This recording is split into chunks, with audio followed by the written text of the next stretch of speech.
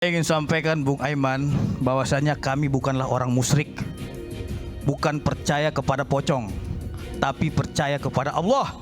Kita bersumpah demi Allah dan bersumpah demi agama, bukan demi pocong. Yang mau sumpah pocong itu Rudiana. Di konferensi pers di Cirebon bersama Hotman Paris, dia bersumpah pocong siap. Kamu percaya kata bahwa dia disiksa dengan minum air kencing? Ya saya juga di situ Pak. Saya di situ sama disiksa Pak. Minum air kencing. Saya minum satu gelas, satu gelas, semuanya satu gelas Pak. Apakah benar disiksa makanya mau ngaku? Tidak ada. Tidak ada. Tidak. Dan polisi masih utuh. Bukannya utuh, tidak ada penganiayaan. Pukul 10 masih teleponan dengan Vina, betul? Ya. Widi punya bukti jam 10 itu ada percakapan itu? Dua-dua lewat Nino itu dia SMS mengajak Widi main.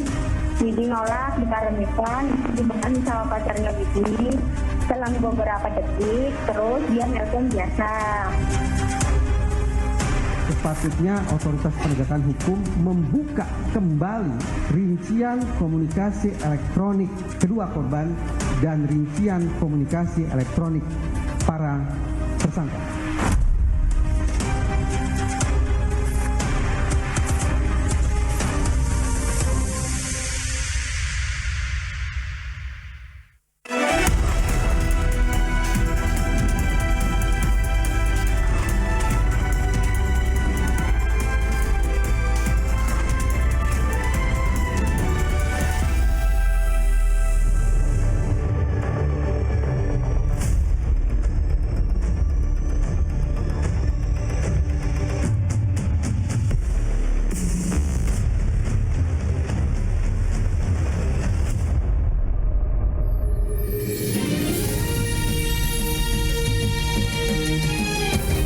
Disiarkan langsung dari studio MNC Conference Hall iNews Tower Jakarta. Inilah Rakyat Bersuara bersama Aiman Wicaksono.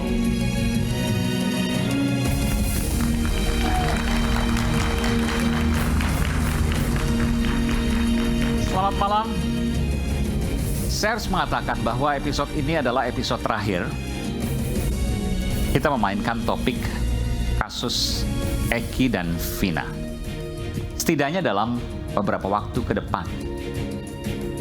Kami, Rakyat Bersuara, segenap kerabat kerjanya, terus menghadirkan selama 11 pekan tanpa henti untuk mengawal kebenaran. Apa yang sesungguhnya terjadi? Apa yang terjadi pada kasus Vina, kematian Eki, dan benarkah kasus ini telah diadili dengan benar atau sebaliknya sesat? Tapi kami tidak akan pernah diam. Kami akan terus bersuara untuk mengatakan kebenaran, mengawal perjalanan setiap kasus yang menjadi perhatian dan membutuhkan nurani untuk menjawabnya. Saya Aiman Wicaksono, inilah Rakyat Bersuara.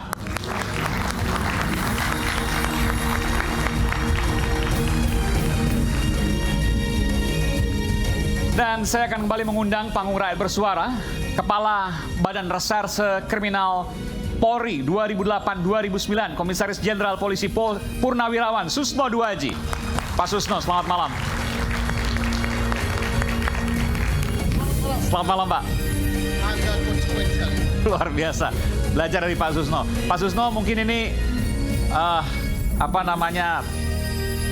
hadir di sini mungkin setidaknya dalam beberapa pekan ke depan ya, mungkin atau beberapa waktu ke depan mungkin Pak Susno kita tidak melihat lagi di Rakyat Bersuara. Termasuk juga nanti ada Bung Farhat, Mbak Titin, sambil kita menunggu bagaimana hasil PK nanti. Betul Pak Susno ya? Tidak hadir tapi suaranya tetap menggema. Wah, luar biasa. Dan Pak Susno akan tetap terus menggema, terus bersuara untuk nurani. Untuk nurani, untuk kebenaran, dan untuk keadilan. Oke, luar biasa. Selanjutnya saya juga panggilkan ya, penasehat Kepala Kepolisian Republik Indonesia, Inspektur Jenderal Polisi Purnawirawan Arianto Sutadi. Tapi saya pastikan di sini ini bukan polisi versus polisi, bukan. Bukan juga cicak versus buaya, waktu itu, bukan. Pak Arianto, silakan. Di tengah, Pak. Jadi saya cukup terkejut waktu rekan-rekan saya di Rakyat Bersuara mengatakan bahwa Pak Susno sudah oke. Pak Arianto bagaimana? Saya pikir apa mau Pak Arianto kemudian berhadapan dengan Pak Susno? Ternyata di telepon dihubungi Pak Arianto langsung mengatakan iya. Kenapa Pak? Boleh tanyakan Pak? Boleh saya bertanya? Nggak agak, kan biasa agak sensitif. Polisi versus polisi dan kebetulan berseberangan. Saya diundang ke sini senang karena saya bisa menyampaikan apa-apa yang perlu saya sampaikan pada masyarakat dari persepsi saya. Ketika diundang sini kemudian adik itu ngomong, Pak, tapi nanti Pak Susno hadir. Ya nggak apa-apa lah, ngapain? Luar biasa. Saya nggak apa-apa. Beliau kan sama mempunyai pendapat sendiri, saya punya pendapat sendiri. Toh selama ini juga tidak pernah berantem, kita bertentangan nggak pernah. Oke. Dan inilah demokrasi yang ada di Rakyat Bersuara. Luar biasa. Dan kemudian judul pada hari ini, sebenarnya saya terinspirasi pada sosok yang satu ini. Ia adalah ahli yang turut memberikan pemaparan di sidang peninjauan kembali Saka Tatal, yakni psikolog forensik Bung Reza Indragiri. Bung Reza, selamat malam. Sebelah mana Bung Reza? Ya, terima kasih. Oh, sebelah sini, Bung Reza. Dan Bung Reza yang pertama kali mengatakan bahwa kalau kasus Vina mau terbuka, salah, benar, sesat, sudah pada tempatnya, on the track dan lain sebagainya, maka buka percakapan di handphone. Betul? Bukan hanya betul. Saya membayangkan boleh jadi bukti-bukti lain boleh tanda petik dikesampingkan, tapi sepanjang ada bukti yang satu ini, yaitu bukti komunikasi elektronik, maka narasi tentang Cirebon 2016 akan berubah, nasib para terpidana akan berbalik arah. Sebentar, jadi Anda sudah menyimpulkan nih, akan berubah dan berbalik arah. Perkiraan saya demikian. Seandainya otoritas penegakan hukum secara legowo mau membuka serinci-rincinya, sehingga kita peroleh informasi tentang siapa berkomunikasi dengan siapa, tentang apa, pada jam, menit, detik keberapa. Walaupun percakapan itu belum diubah, belum dibuka, kenapa Anda yakin bahwa hasilnya pasti akan berubah dari yang selama ini kita ketahui? Pertama, karena sudah ada sosok saksi yang bernama Widi dan Mega. Oke. Itu satu. Yang kedua, karena saya sudah membaca berkas, sudah berbicara dengan sekian banyak pihak, saya semakin bertanya-tanya, benarkah pada jam 22 atau 22.30 ketika disebut-sebut bahwa jasad korban ditemukan di jembatan, benarkah sebelum itu sudah terjadi penganiayaan, perkosaan massal, pembunuhan, dan pemindahan jasad ke sekian banyak tempat? Hitung-hitungan di atas kertas, dengan merunut alur waktu sedemikian rupa, pemikiran saya mustahil terjadi tindakan sedemikian keji terhadap kedua korban. Saya garis bawahi, mustahil, tidak mungkin. Dari mana teorinya, dari mana logikanya, nanti kita akan kupas. Kita berikan tangan untuk Bung Reza. Jika minggu lalu hadir virtual karena sedang dalam perjalanan setelah sidang PK Saka Tatal, kali ini kembali hadir secara langsung pengacara Saka Tatal, Bung Farhad Abbas. Dan Bung Farhad ini adalah narasumber terlapor, betul ya? Terlapor. Oke. Jadi nggak apa-apa karena ini terlapor kebetulan di iNews juga, betul Bung Farhad ya? Di pernyataan Anda di iNews waktu itu diinterupsi dan Anda terlapor karena juga saat membahas kasus ini, nggak ada masalah tuh. Kita nggak takut. Nggak takut, mau 1000 yang lapor itu nggak takut selama membela kebenaran. Oke. Dan saya tekankan lagi sebelum kita diskusi, kita hari ini mengirimkan surat menantang Rudiana untuk sumpah pocong. Sumpah pocong? Ya. Maksudnya? Dia bersumpah bahwa dia tidak melakukan penganiayaan dan yang bunuh itu adalah anaknya, bukan anaknya. Dia Pada dia tidak, konferensi pertama pers. ada dua hal ya. Ia bersumpah bahwa ia tidak melakukan penganiayaan, Bahwa yang- penyiksaan terhadap para tersangka waktu itu. Iya. Yang kedua, Anaknya itu sebenarnya yang menuduh itu bukan anaknya, saya nggak tahu. Dia katanya yang mati itu adalah anaknya. Dia siap sumpah pocong. oke. Tapi harapan kita adalah dia untuk sumpah pocong bahwa dia bukannya merekayasa, bukannya mengarahkan, dan bukannya menyiksa. Oh, fokusnya di situ. Ya, jadi Kalau soal hari Jumat kita ke kota Cirebon untuk melaksanakan ritual dan Saka dan teman-teman lain siap untuk sumpah pocong. Iya, tapi saya mau tanya soal ini. Oke, nanti soal semua pocong saya mau tanyakan. Tapi saya tanya soal ini. Saya mendengar juga bahwa ada pernyataan yang menyatakan bahwa Eki bukan anak kandung dari Rudiana. Itu siapa yang mengatakan? Saya nggak tahu. Kalau itu kita udah pastikan itu anaknya dia. Oh, Anda pastikan itu anaknya dia.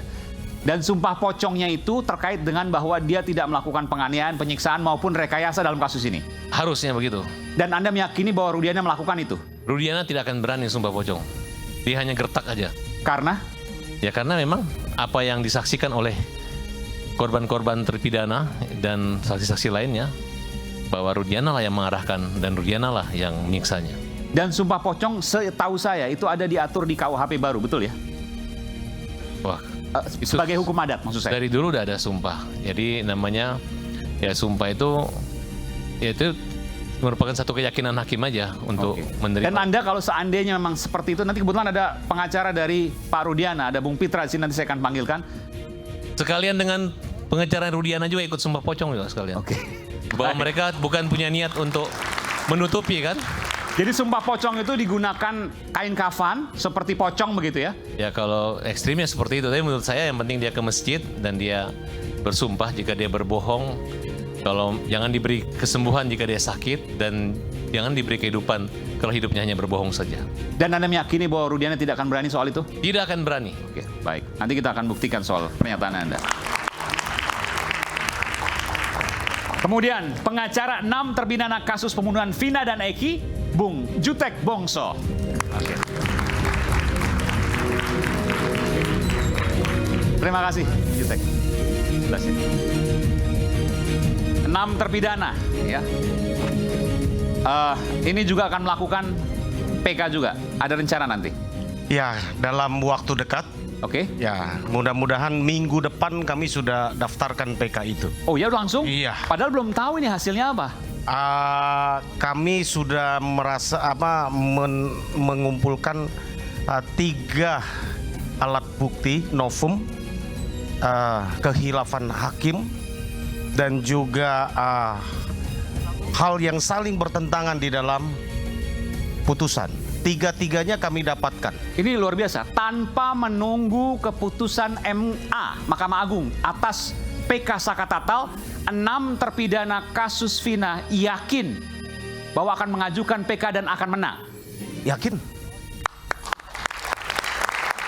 Setelah kami menganalisa dari novum, dari putusan, dari perkembangan yang ada, maka kami meyakini tanpa menunggu itu putusan proses hukum yang sedang berjalan LP yang kami laporkan di Mabes Polri ataupun terhadap putusan PK oleh Saka Tatal, maka kami yakin dengan novum, dengan hal-hal yang kami hadirkan, kami akan buktikan bahwa para terpidana yang saat ini mendekam di penjara tidak bersalah.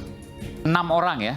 Karena kami kuasa 6 orang, dari 7 ada 1 yang tidak kami itu? pegang, Sudirman. Oh, Sudirman beda ya? Ya, Sudirman tidak kami menjadi kuasa hukumnya. Selain Sudirman, maka 6 kami akan mengajukan PK. Saya tidak tahu Sudirman, karena sampai saat ini pun orang tuanya adalah klien kami, memberikan kuasa kepada kami.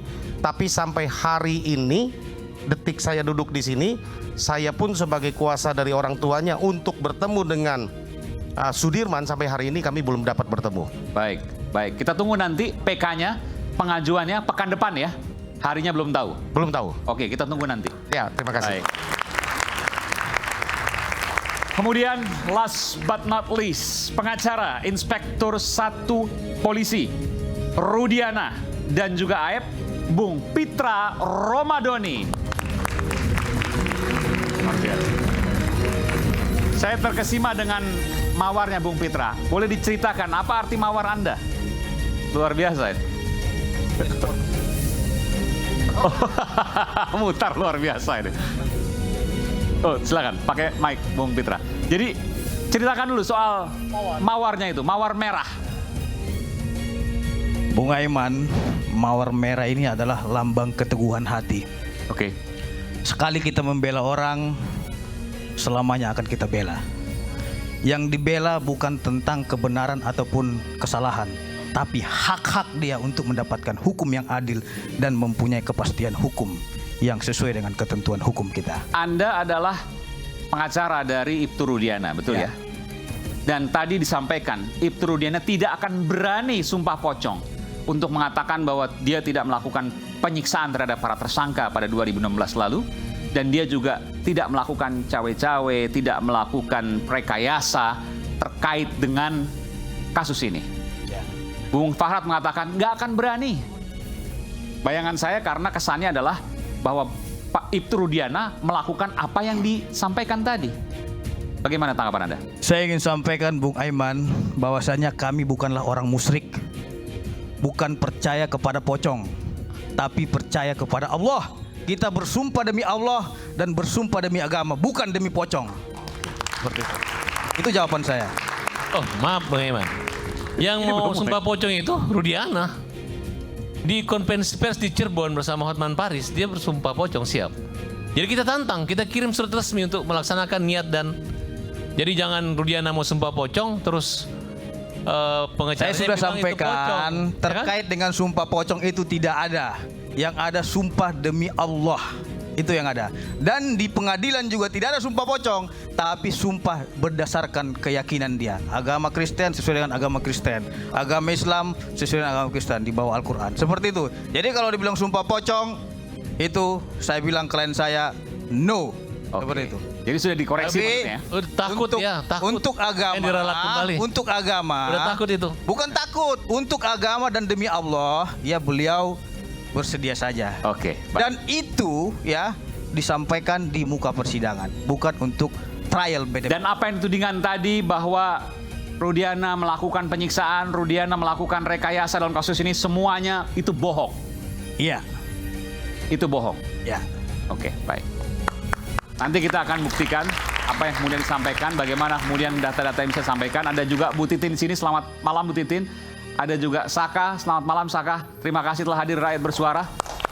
Dan Aldi, Rivaldi, betul ya? Oke, baik. Dan ada beberapa teman Saka juga di sana. Baik, kita akan simak dulu informasi yang satu ini. Berikut ini, pemirsa.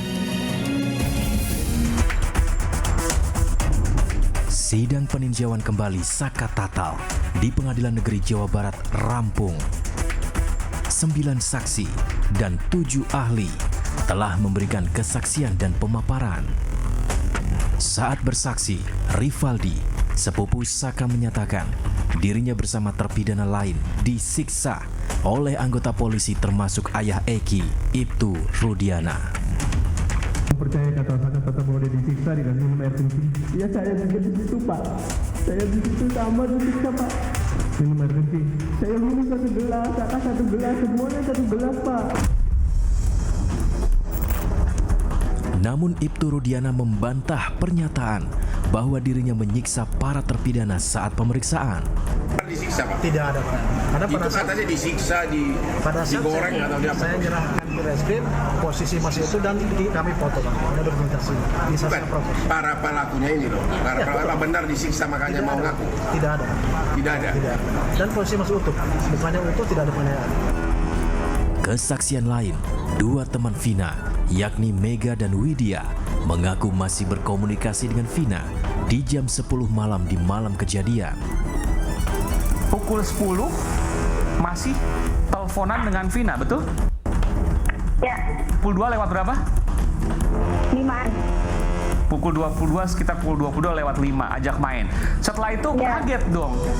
Tiba-tiba di hari itu ditemukan meninggal. Jadi pas ngajak main itu selang berapa sih Pak? Jadi dalam hitungan detik dia langsung nelpon biasa aja. Sementara saksi lain yakni Suroto mengaku menemukan Vina dan Eki terkapar di Jembatan Talun di malam kejadian 27 Agustus 2016 pukul 22.15 waktu Indonesia Barat. Pukul berapa Pak Suroto ketemu Vina? 22 kurang lebih 15 menitan. Oke, ini tepat juga ini. Masih ingat? Kok bisa ingat? Tepat betul. Dari mana? Betul. Karena jam 9 itu saya patroli di wilayah kami, BOPER itu masih keadaan aman. Saat memberi pemaparan di sidang PK Saka, psikolog forensik Reza Indragiri mendorong agar penyidik membuka isi percakapan di telepon genggam Vina, Eki, dan para terpidana agar kasus kematian Vina Eki ini terang benderang. Sepatutnya otoritas penegakan hukum membuka kembali seutuh-utuhnya rincian komunikasi elektronik kedua korban dan rincian komunikasi elektronik para tersangka. Mengapa penyidik belum juga membuka isi HP Vina, Eki, dan para terpidana? Dan benarkah musabab kematian Vina Eki akan terbongkar jika percakapan di telepon genggam dibuka?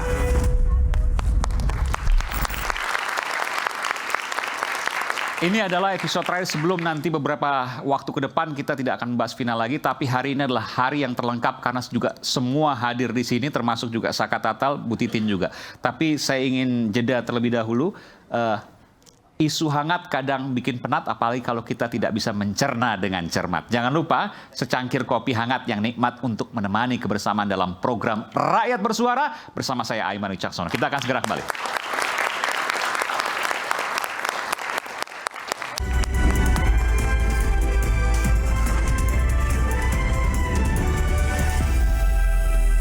Pada waktu Saka itu diperiksa, Ibtu Rudiana ikut memeriksa Saka? Pokoknya dari pertama penangkapan itu di 31 Agustus, Saka baru nyampe di depan SMS 11, sudah dipukulin. Nyampe masuk mobil juga masih dipukulin. Berapa orang waktu itu polisi di sana? 4 itu sama Rudiana. Ibtu Rudiana sempat memukul Saka juga? Terus juga sampai muka tuh dibikin asbak. Muka dibikin asbak? Iya, jadi... Dari rokok yang nyala? Dari rokok yang nyala. Di mana? Sebelah mana? Semua jadi dari muka tapi ke telinga. Janganlah kita menggiring opini Rudiana melakukan penyiksaan sebelum adanya putusan yang berkekuatan hukum tetap terhadap beliau. Itu namanya kita main hakim sendiri. Perbuatan pidana. Perbuatan pidana itu lapornya kemana? Ya ke polisi. Tidak ada, kalian hanya ngomong-ngomong aja. Hanya gitu loh. Bukan ngomong-ngomong aja. Kalian udah terungkap. Anda percaya nggak penegak hukum? Sudah terungkap bahwa Anda ini seorang penegak hukum. saksi-saksi ahli dan saksi harusnya fakta yang Anda kita percaya kepada tampilkan di situ polisi, kejaksaan, mendukung dan pengadilan. dan ada Bukan kezaliman di situ.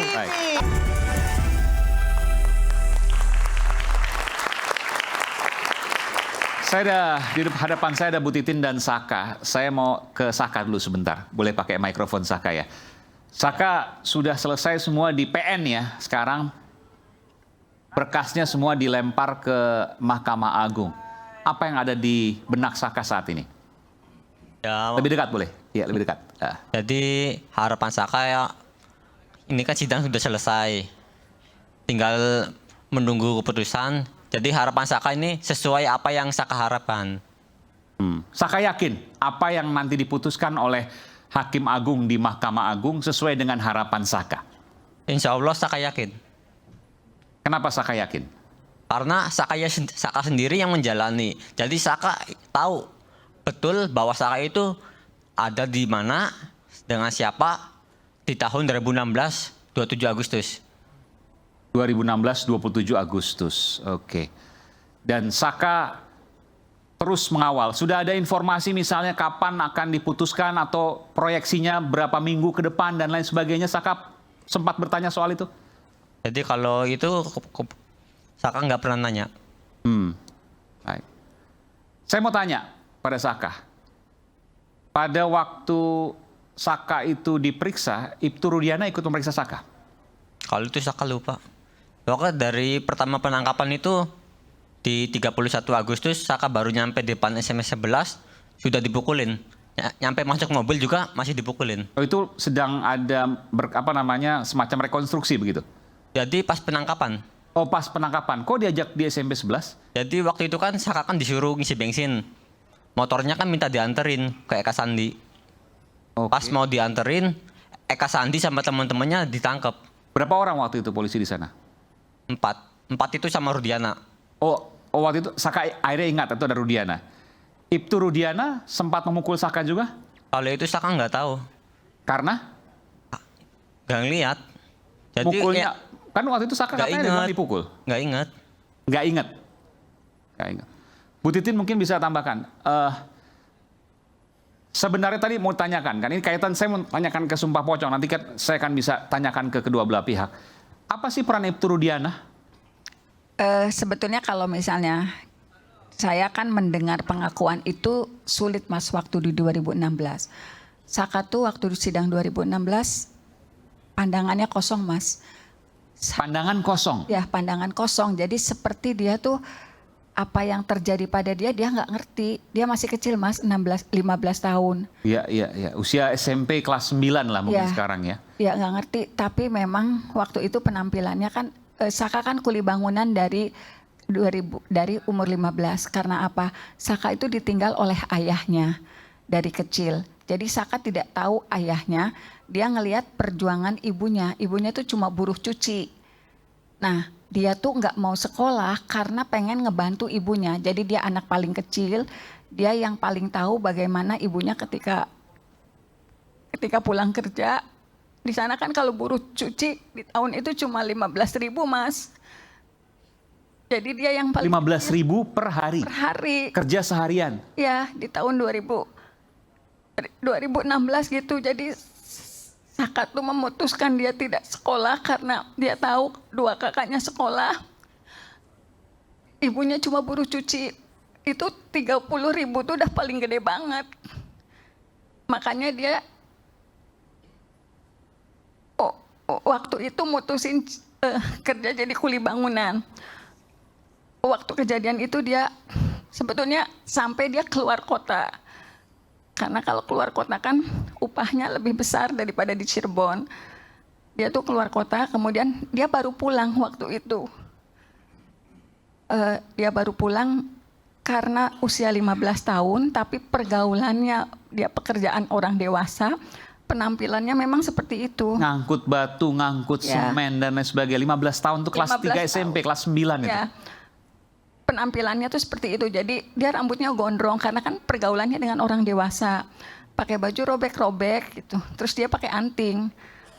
Mungkin tapi dari tinggi badan dia tinggi dibanding Sudirman. Kan saya tahu banget gimana Saka waktu itu, gimana Sudirman. Ibu mendampingi sejak awal ya, Bu Titin. Ya, tetapi yang dia memang tinggi badannya. Jadi waktu sidang tuh saya kan sebetulnya sudah dapat kuasa dari 7 terpidana, 7 tersangka waktu itu sejak tanggal 31.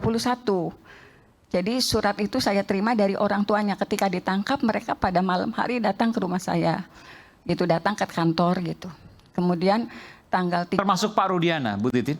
Bukan, orang tua yang ditangkap datang ke rumah. Oke, pada waktu itu kan Ibu mendampingi, betul ya? Saya hanya menerima kuasa dari orang tuanya, kemudian saya mencantumkan nama yang ditangkap, kemudian saya datang ke Polres Kota Cirebon pada tanggal 2, tanggal 3. Ada Pak Rudiana di situ waktu itu? Tidak ada, saya waktu itu komunikasinya, saya dapatkan kuasa, kemudian karena saya juga di situ dekat dengan anggota kepolisian dari Polres Cirebon Kota, surat kuasa itu diambil, ditandatangani, tapi Mbak Titi nanti besok diambil kembali. Jadi semua sudah ditandatangan sebetulnya. Tapi saya tidak bisa mendampingi sampai saya ketemu Saka di tanggal 16 September 2016 atau 3 minggu setelah Saka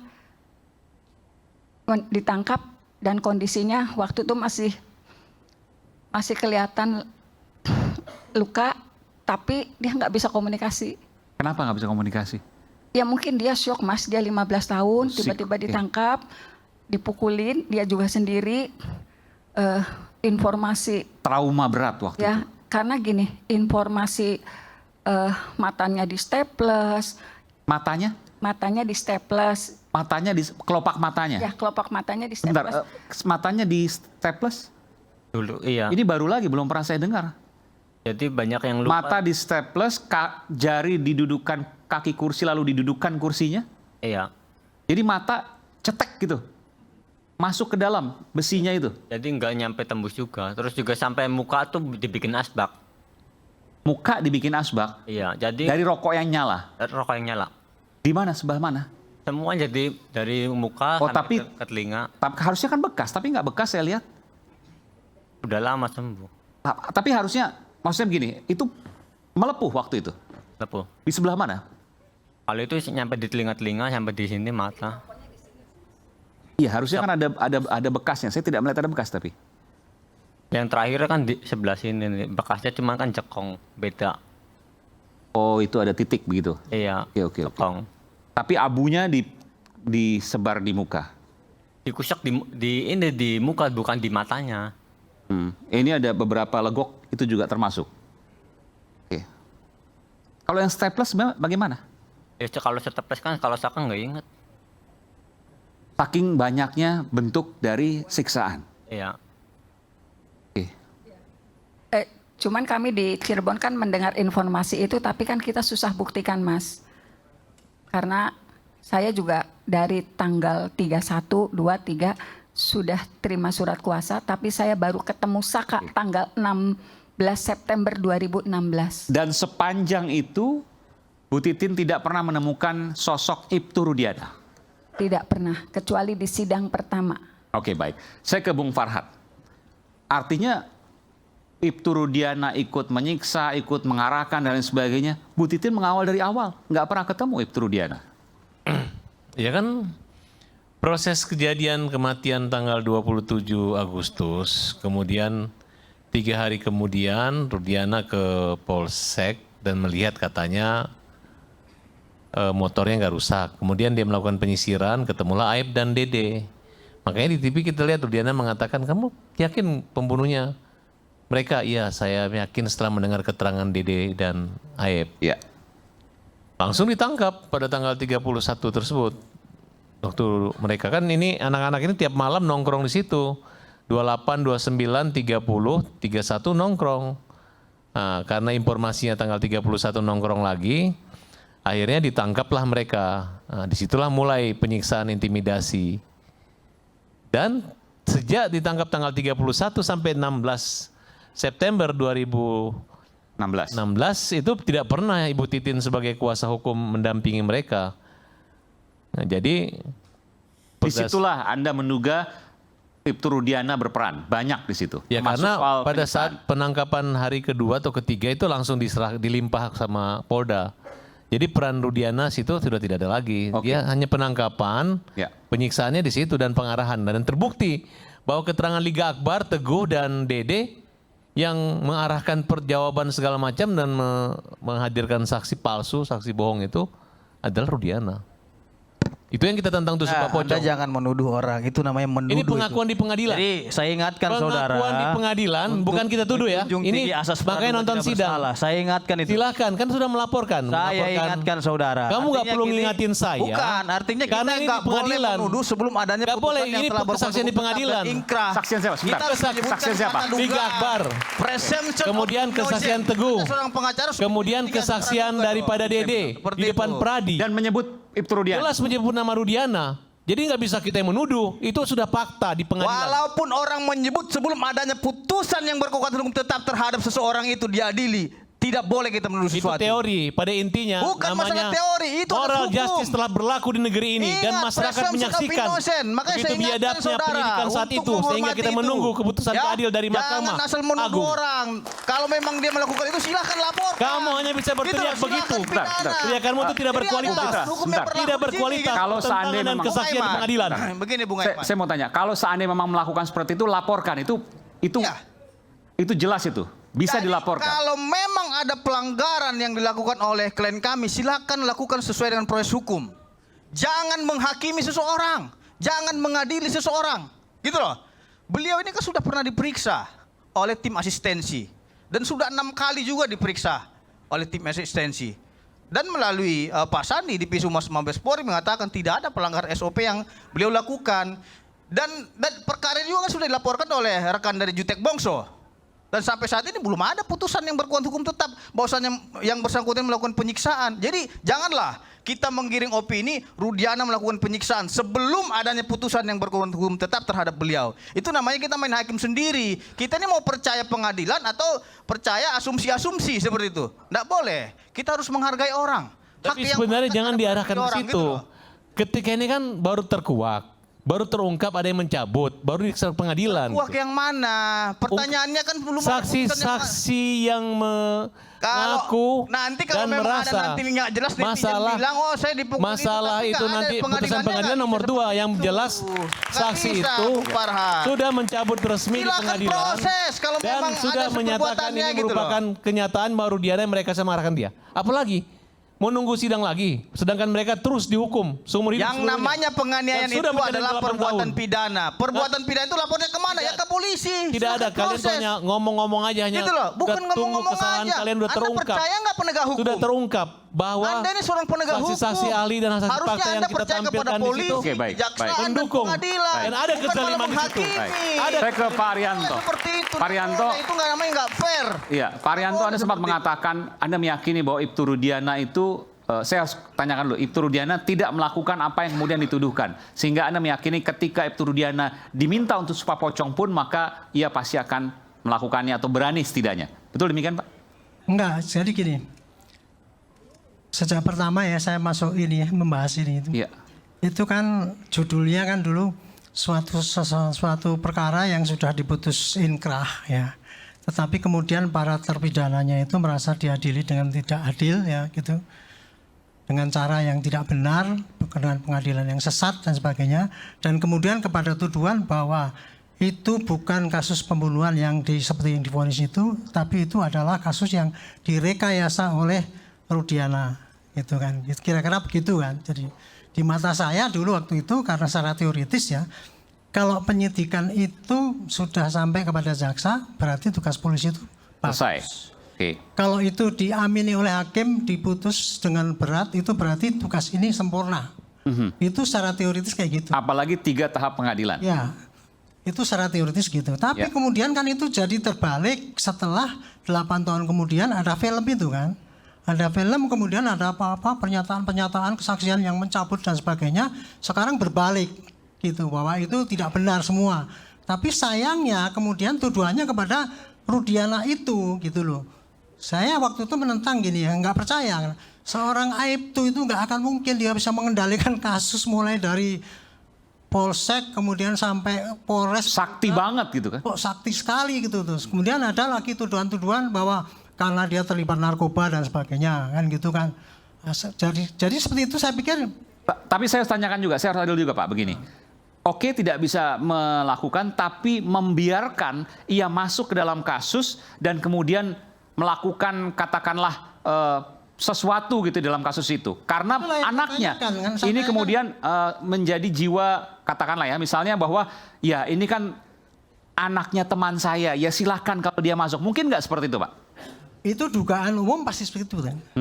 Makanya saya tanyakan kepada dia. Ini saya baru saya baru bisa kontak dengan Rudiana itu baru seminggu yang lalu. Oke. Nah, selama ini saya ngomong ya belain dia, kepentingan dia itu. Apa pertanyaan Pak Arianto pertama kali ke Rudiana? Ibtu Rudiana. Saya kan minta tolong telepon ya, menarik ini. Kasih tahu terus saya telepon dia nggak ada terus dia telepon balik, saya telepon balik. Rud, Anda itu ya punya perkara, saya bilang itu. Selama ini tahu nggak? Kalau saya ngomong di TV itu saya nggak pernah dapat input dari mana-mana. Dari Polda juga nggak dapat, dari Anda juga nggak dapat. Itu berdasarkan analisis saya sendiri aja kan gitu kan. Nah sekarang Anda kan dituduh kayak gitu. Anda kenapa nggak mau muncul gitu kan saya bilang tuh. Kalau saya dari Anda ya, saya akan tampil di depan media, akan saya tantangin orang yang menuduh saya itu. Tapi kalau memang Anda ada jujur ya, saya dulu juga pernah kayak gitu, sering sumpah-sumpah kayak gitu. Demi membela kejujuran, saya berani bersumpah, bahkan taruhannya adalah anak saya bilang gitu. Kalau seandainya saya tidak, singkatnya gini ya, kalau seandainya saya tidak jujur ya, biarlah anak saya, dilaknat gitu. Tapi seandainya saya jujur dan Anda menuduh, anak Anda yang dilaknat Tuhan. Gitu. Berani nggak kamu ngomong di media gitu? Berani saya gitu. Jadi, jawaban Pak Rudiana? Ya, tapi yang penting kamu jujur aja. Iya Pak, saya emang gitu. Dia ngomong gitu. Saya jujur gitu ya. Iya. Jadi kalau Anda jujur, tampil di media. Makanya kan kemarin kan Lukman itu tampil dengan sendirinya. Nggak tahu itu karena saya sarankan atau memang waktunya pas dia tampil, saya nggak ngerti. Tapi yang jelas Anda jangan ngumpet, tampil di media. Wong polisinya sekarang kan digebukin banyak gara-gara Anda, saya bilang itu. Gara-gara mempertahankan Anda katanya gitu. Tapi Anda sendiri nggak mau keluar kan, jadi semua. Dan Pak Arianto meyakini bahwa Ibtu Rudiana, waktu itu Aibtu ya, masih Bintara. Aibtu Rudiana tidak akan mungkin bisa sesakti itu melakukan apapun yang dituduhkan saat ini. Perkiraan saya seorang Aibtu tidak akan mungkin bisa merekayasa kasus itu ya, sampai ke tingkat Polres, sampai ke tingkat Polda, sampai ke tingkat hakim dan sebagainya. Oke, itu satu hal. Tapi bahwa kemudian mempengaruhi saksi-saksi Liga Akbar, Dede dan lain sebagainya, kan mungkin saja. Kalau perkiraan saya ya waktu itu ya, karena dia ngakunya apa sama saya kan gini, ya Pak, ketika itu kan saya dapat anak saya meninggal gini, kemudian saya mengadakan penyidikan, saya dapat penyelidikan ya, saya dapat informasi dari Asep itu, kemudian cerita begitu, kemudian 3 hari kemudian saya ambil dengan anak-anak buah saya hanya kira 15 menit Pak, saya interogasi, kamu mukulin enggak? Dipukulin? Enggak, dia bilang gitu. Terus kemudian diserahkan ke Polres. Habis itu dia bikin LP dan kemudian setelah itu penyidikan selanjutnya oleh Polresta. Sampai selanjutnya dia nggak ngikutin dalam penyidikan itu. Nah kalau dia ceritanya kayak gitu kan mana mungkin dia mengendalikan itu. Tapi kalau mempengaruhi saksi-saksi bisa saja kan Pak Arianto? Mempengaruhi saksi-saksi? Dede, Liga Akbar. Saksi Pak meskipun dipengaruhi ya Pak, tapi akhirnya kan saksi itu nanti akan disidang. Di sidang kan sudah lepas daripada pengaruh yang lain-lain. Sedangkan di sidang pengakuan daripada 8 orang itu masih tetap sama itu. Itulah yang saya menjadi ragu ya. Bukannya saya membela Rudiana. Artinya apapun yang ditarik saat ini, setelah 8 tahun kemudian itu patut dicurigai. Bahwa itu bukan yang sebenarnya, yang saat ini. Maksudnya gimana? Kan Liga Akbar baru menarik pernyataannya setelah 8 tahun kemudian. Enggak, saya menjawab tadi pertanyaan Pak Aiman ya. Apakah mungkin Rudiana itu mempengaruhi saksi kan itu ya? Iya. Menurut Liga Akbar kan iya. Saya pikir ya dia mungkin bisa saja ketika saat dia nangkap, tapi setelah dia lepas diserahkan kepada reserse, nggak akan mungkin Rudiana itu akan memaksakan supaya ini sampai ngaku di pengadilan itu. Estimate saya kan nggak akan mungkin itu terjadi. Pasti kalau saat itu di pengadilan pun akan berbelok. Pasti kembali Pak itu kalau kan nggak dibahas. Oke, ini logikanya ya. Logikanya kayak gitu. Baik. Kita akan kembali saat lagi tetap bersama kami Rakyat Bersuara.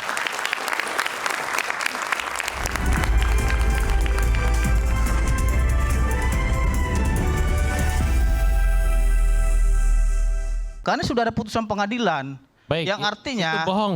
Bohong apanya bohong? Kok bohong? Itu sudah ditampilkan. Ini kami punya motornya kok. Lu kalau berdebat sama gue, lu jangan ngarang-ngarang sendiri. Bukan berdebat, lakukan suatu kamu nggak nyambung. Ada Bu Titin. Bukan dokter bilang, dia karena kecelakaan. Dokter itu. Diam. Ada di berkas. Ada di berkas dia. Kembali di Rakyat Bersuara, saya Aiman Wicaksono. Tadi apa yang disampaikan oleh Pak Arianto, menurut saya masuk akal. Kalau seandainya dikondisikan sejak awal pada saat pemeriksaan lewat BAP misalnya, kan juga pasti tidak akan terus-menerus. Di sidang pasti akan narik. Logikanya tidak mungkin 8 tahun baru akan menarik. Saya ingin tanya psikologisnya, saya ingin tanya bagaimana pengalamannya.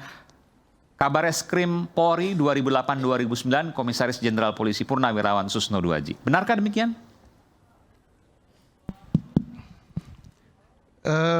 Ada pepatah Melayu mengatakannya, dalam laut bisa diduga, dalam hati siapa tahu.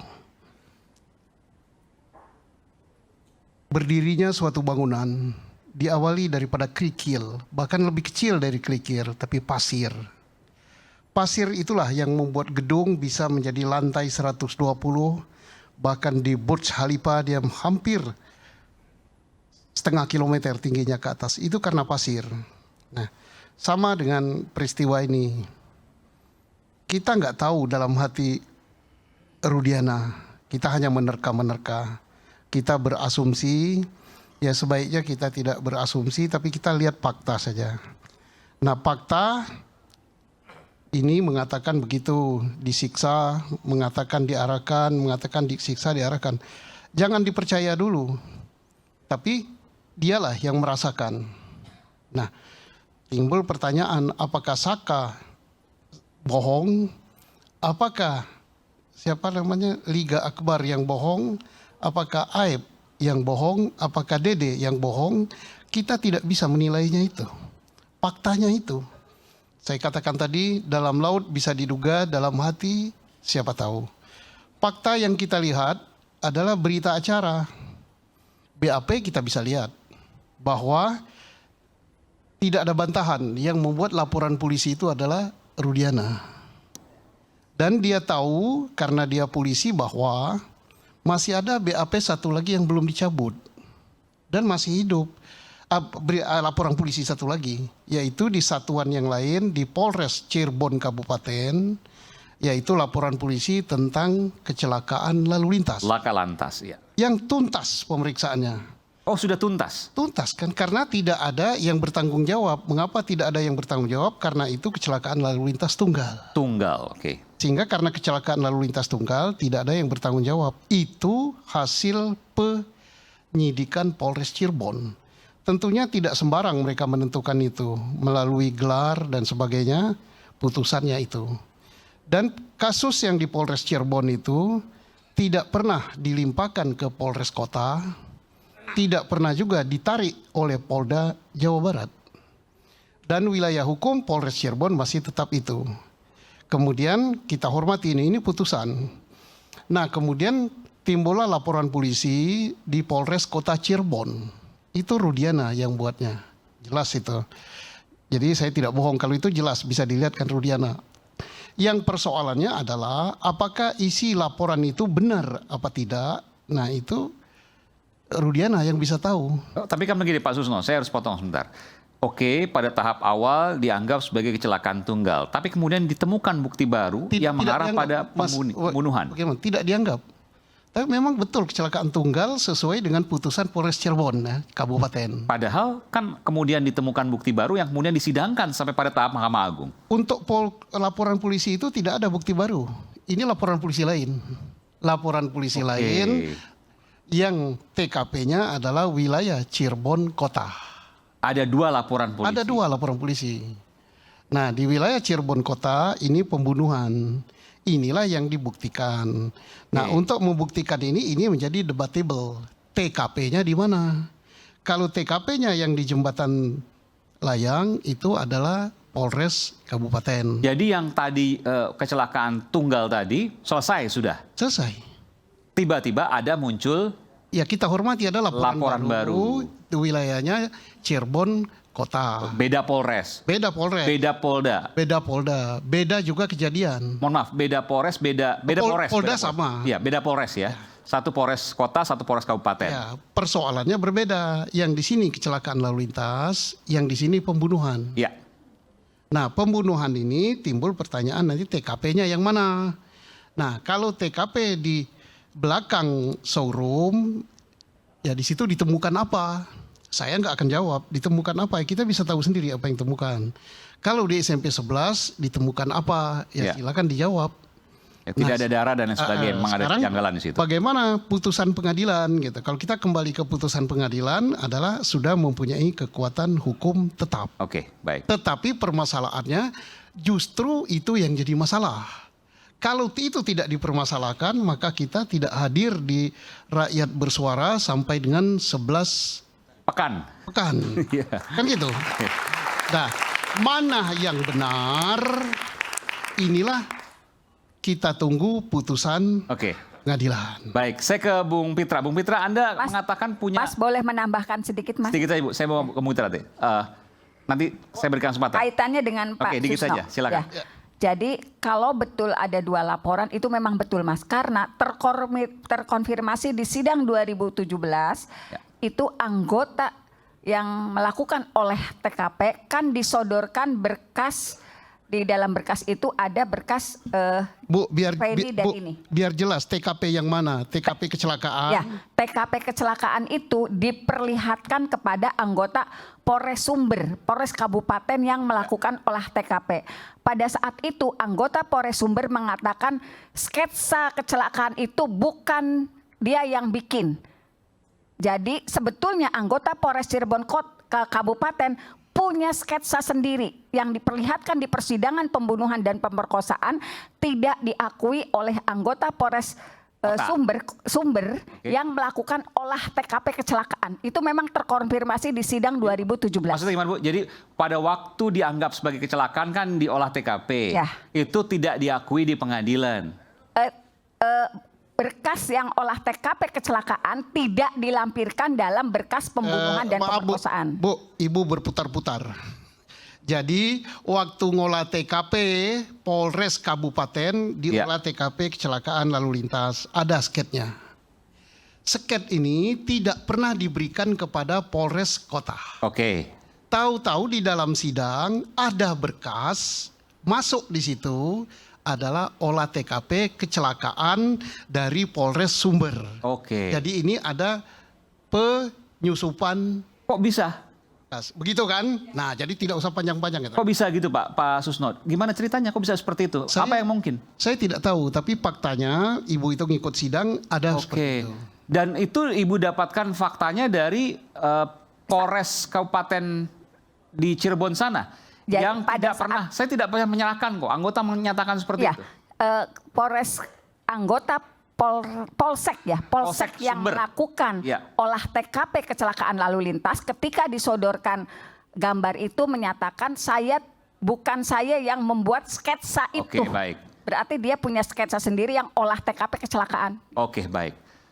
Saya ke Bung Pitra. Bung Pitra, Anda punya foto yang kemudian Anda mau tunjukkan bahwa ini sebenarnya apa yang disampaikan ini kan seolah menyatakan bahwa ini kecelakaan kok, kecelakaan tunggal, sudah selesai. Kenapa bisa di pembunuhan dan sebagainya? Anda punya fakta soal itu? Jawab Bu Titin dan teman-teman lainnya. Saya ingin menyampaikan ada gium hukum di sini.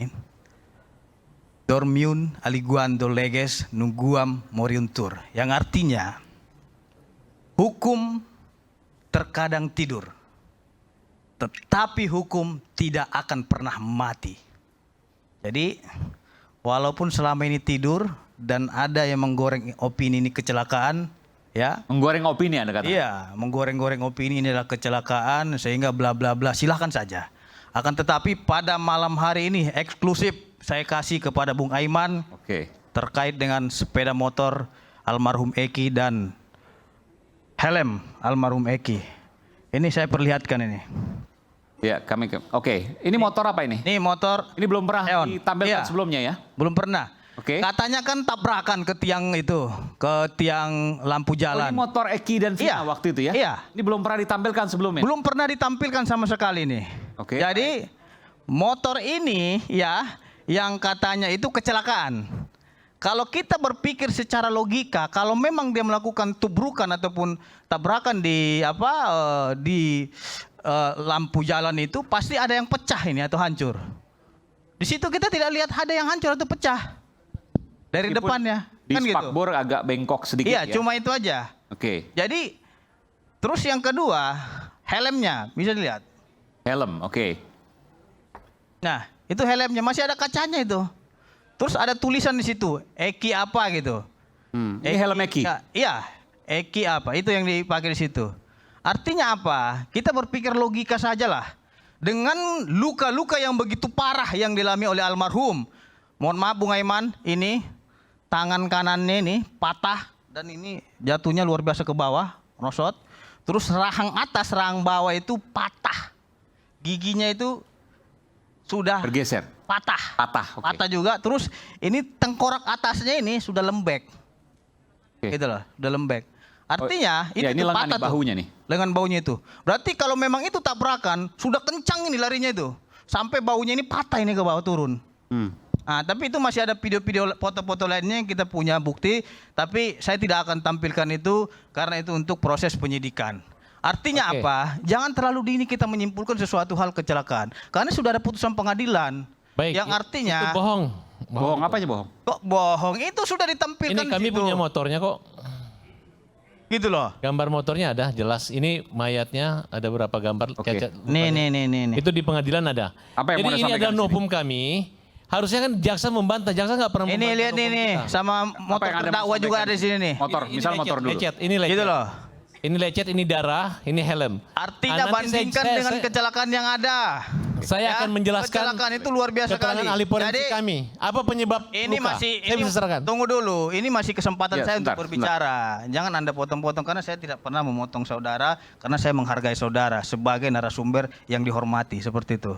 Jadi kita saling menghormati. Oke. Jadi Bung Aiman, terkait dengan foto-foto itu sebenarnya kita tidak Anda sopan, kami hormat. Oke, baik. Silakan Bung Fitra. Ini gimana? Jadi kalau memang tidak siap untuk untuk mengutarakan pemikiran masing-masing, ya harus dihargai pendapat masing-masing orang, gitu loh. Artinya Anda silakan berpendapat, saya juga mempunyai bukti yang ada. Itulah nanti kita cari di mana yang benar, Oke, gitu baik. loh. Jadi Oke, baik. Bung Aiman begini, terkait dengan foto tersebut, itu sudah ada juga foto-foto sepeda motor para terpidana di sini. Iya. Jadi kenapa kita tidak munculkan selama ini kepada publik? Karena kita menghargai penyidik yang sedang bekerja. Akan tetapi karena memang ini sudah dibuat opininya kepada kecelakaan, kita tampilkan itu sepeda motor dia. Kalau memang katanya itu tabrakan, hancur sampai tangan itu patah kan gitu, sampai rahangnya itu patah, tidak mungkin kondisi motor seperti Tapi itu. Bung Farhad juga Betul. harus kita dengarkan juga karena ada foto motor yang saya lihat juga sama juga Jadi, warna Bung biru Aiman, dan kuning itu. Foto motor, foto mayat, dan foto Eki maupun Pintu kita jadikan novum kita. Dan jaksa dalam jawabannya hanya mengatakan itu sudah pernah, tapi tidak menunjukkan bukti. Jadi saya pastikan itu gambar tidak sesuai. Kalau mereka berani hadir, harusnya jaksa hadirkan juga Rudiana, hadirkan laka lalu lintas, harus hadirkan pada saat kita melanjutkan peninjauan kembali untuk mereka membantah, bukan asal menampilkan gambar motor. Oke, saya jelaskan. Pada saat itu kami menghadirkan saksi dokter ahli forensik. Jelas kok ditanya kenapa bisa patah gitu tanpa ada lebam. Jawabannya gampang, bahwa itu terjadi karena ada benturan yang keras gitu. Tidak mungkin dilakukan oleh kayu atau tangan manusia. Kalau tangan manusia yang lakukan, otomatis ada kayak bentuknya lebam gitu ya. Iya.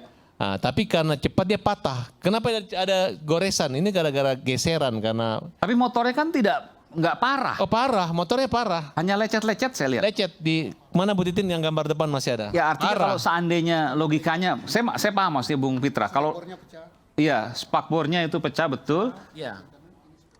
Ada lecet. Ya. Tapi dibandingkan dengan kondisi korban enggak. jauh. Justru kita minta dihadirkan polisi, penyidik yang ada mengolah TKP saat itu. Itu yang mereka sembunyikan sampai saat ini. Nah, karena kesimpulannya sampai terakhir pun di kedokteran, bukan Gunung Jati, visumnya itu tetap kecelakaan tunggal. Tidak ada ciri-ciri bahwa itu diperkosa. Disebutkan kecelakaan tunggal. Kecelakaan tunggal. Nggak ada, Penyerahan nggak. dari Pol. Mohon maaf Bung Polsek. Aiman, saya tangkap ya. Ya. Nih, visumnya saya bacakan visumnya ya. Jadi ada visum mengatakan itu kecelakaan tunggal. Oh, bukan. Visum itu hanya mengatakan trauma tajam dan trauma tumpul. Itu penjelasan visum. Mana? Ya, yang Sunan Gunung Jati. Nih, Coba saya lihat. baca nih ya. Itu apa? Dokter dari mana? Udah nih tenang dulu. Oke, kita baca visum nomor 77 ya. Per nomor 77 tanggal 13 September 2016 perihal hasil pembongkaran makam dan Itu otopsi. Tunggu dulu. Itu otopsi tanggal 13. Visum et repertum. Itu otopsi. Baca buka halaman 18. Nih. Itu tanggal 13 September. Nih halaman 18 nih. Biar saudara baca nih. Ya, visum otopsi tanggalnya aja. Kalau dia tanggal 27 ya baru. Otopsi. Bung Jutek punya data juga? Otopsi. Otopsi. Coba, apa yang Udahlah, Anda sampaikan? jangan malu-maluin lah. Ini baca nih. Otopsi. Sesuai dengan visum et repertum nomor 7. Oke. Repertum. Jadi baca. Tanggal Bung Jutek punya data soal ini? Jangan dikarang-karang Boleh, gitu. boleh. Jadi tuh ada tuh. Ya ini tanggal berapa ini? 13 September. Itu otopsi. Otopsi 13 September. Bedanya Itu otopsi bukan visum. Bedanya apa? Otopsi, visum, silakan. Udah gali kubur. Jadi baru itu. visum pertama itu oleh Rumah Sakit Gunung Jati itu pada tanggal 27 Agustus 2016. Itu belum dikubur. Sebelum dikubur. Karena itu Ya. dibawa ke rumah sakit. Ya. ya kan? Bentuk otopsi yang dilakukan adalah melihat fisik jenazah dan melakukan beberapa tes dan ditemukan. Yang dikatakan itu katanya hasil visumnya laka lantas gitu. Ada nggak bunyi visum seperti itu? Ya, makanya fokus, jangan banyak ngomong. Dengar. Yang mengatakan dengar. Karena ini Bapak, nggak begitu. Tidak ada. Mas Itu hanya Fitra. trauma Salah. tajam dan trauma tumpul. Itu Mas Fitra. Bukan begitu. Saya ngerti, saya paham. Mas Fitra. Ada visum mengatakan dia ini karena sama samurai. Mana ada? Yang ada trauma tajam, trauma tumpul gitu loh. Gimana, Bu? Bu, sebentar. Lu kalau berdebat sama gue, lu jangan ngarang-ngarang Bukan sendiri. berdebat, Anda tadi mengatakan visumnya itu karena laka lantas. Mana ada visum mengatakan laka lantas seseorang? Mas. Kau salah dengar. Ada, Mas. Kamu salah dengar. Ada. Melakukan suatu Kamu nggak perbuatan. nyambung. Ada, Bu Titin. Bukan menunjukkan pelakunya ini karena ini tidak. Dia hanya menunjukkan akibat trauma tajam. Dokter mendapat keterangan dari kepolisian bahwa ini hasil kecelakaan lalu lintas. Di situ ada Visumnya- Mas tercantum. Dokter mendapatkan keterangan itu kecelakaan lalu lintas. Tercantum di pemeriksaan awal. Itu keterangan lalu visum lintas. awal sebelum dikubur. Iya, Bukan visum otopsi. awal. Bukan. Otopsi beda lagi memang hasilnya. Jadi ketika korban dibawa ke rumah sakit, dokter sudah menyatakan menurut keterangan itu kecelakaan lalu lintas. Itu disampaikan oleh Visum dokter. 27 Agustus Ada pemeriksaan 2020. awal. Yang mana? Buktikan 2016. dong, tunjukin di sini. Dokter yang mana mengatakan gitu loh. Fitra, emang lu pikir Mana mungkin dokter mengatakan ini kecelakaan gitu? Itu namanya dokter abal-abal itu saya bilang. Mana bilang dokter bilang dia karena kecelakaan. Dokter itu. Diam. Ada di berkas.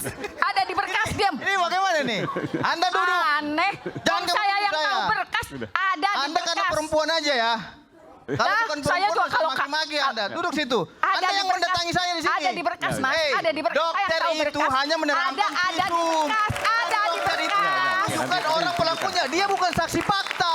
Enggak. Ngerti Mas, nggak? ini- Bukan saksi fakta, Ini dokter. dia harus luruskan ya. Jadi jangan karena nggak ada dibilang gunanya lu. kecelakaan. Bobot lu nggak ada. Gini. Dokter itu Karena gini. hanya menerangkan Karena visum. begini. Jadi gini, Apakah saya dia kena menjelaskan benturan, bahwa apakah dia luka dokter tajam itu atau mengatakan, trauma tumpul. dokter tidak ada mengatakan itu pembunuhan atau kecelakaan. Karena keterangan dari polisi membawa itu Ada kecelakaan tulisannya. dari keterangannya kecelakaan. Ada di Menurut keterangan kepolisian itu kecelakaan. dan dokumennya juga ada. Ada. Lagi sekarang kepolisian. Visum Tadi hasil Anda bilang kecelakaan. kedokteran. Tunggal. Anda nggak Kan polisi. dokter yang ngomong, Mas. Dokter yang ngomong. Baik, kita akan kembali saat lagi. Tetap bersama kami di Rakyat Bersuara. Gitulah. Jangan Visum macam-macam hanya lah. menerangkan Percayakan apa, sama polisi. luka apa. Itu aja.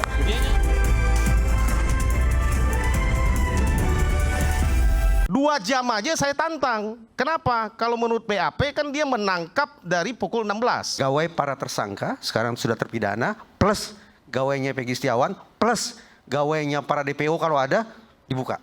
Dan pada waktu 2016 teknologi itu bukan hal yang baru. Nah ini firasat saya mengatakan ada. Pertanyaan. Catatan pada halaman 65 ini dibuat oleh siapa? Didapat dari mana? Dibuat siapa? Dibuat penyidik. Di bukti komunikasi elektronik yang ada di dalam berkas itu, ternyata bukan komunikasi elektronik seluruh tersangka.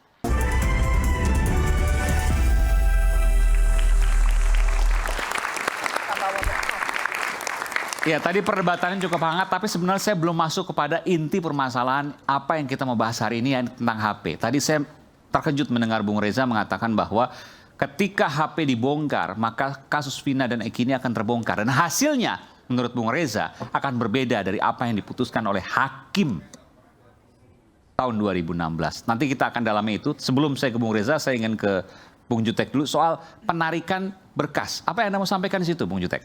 Jadi gini Mas Aiman, tadi sampaikan oleh Mas Arianto bahwa seolah-olah Aibtu Rudiana itu tidak mungkin mengatur semua karena dia berpangkat hanya Aibtu sampai bagaimana mengatur sampai ke persidangan dan yang lain-lain. Dan logikanya masuk? Dan logikanya masuk, kenapa? Kami mempertanyakan ya dari awal saja para saksi yang sekarang kami hadirkan ya semua mengarahkan itu yang sekarang kami lagi uji lewat laporan kami. Ya kan? Dede mengaku bahwa itu diarahkan oleh Rudiana. Liga Akbar juga mengatakan demikian.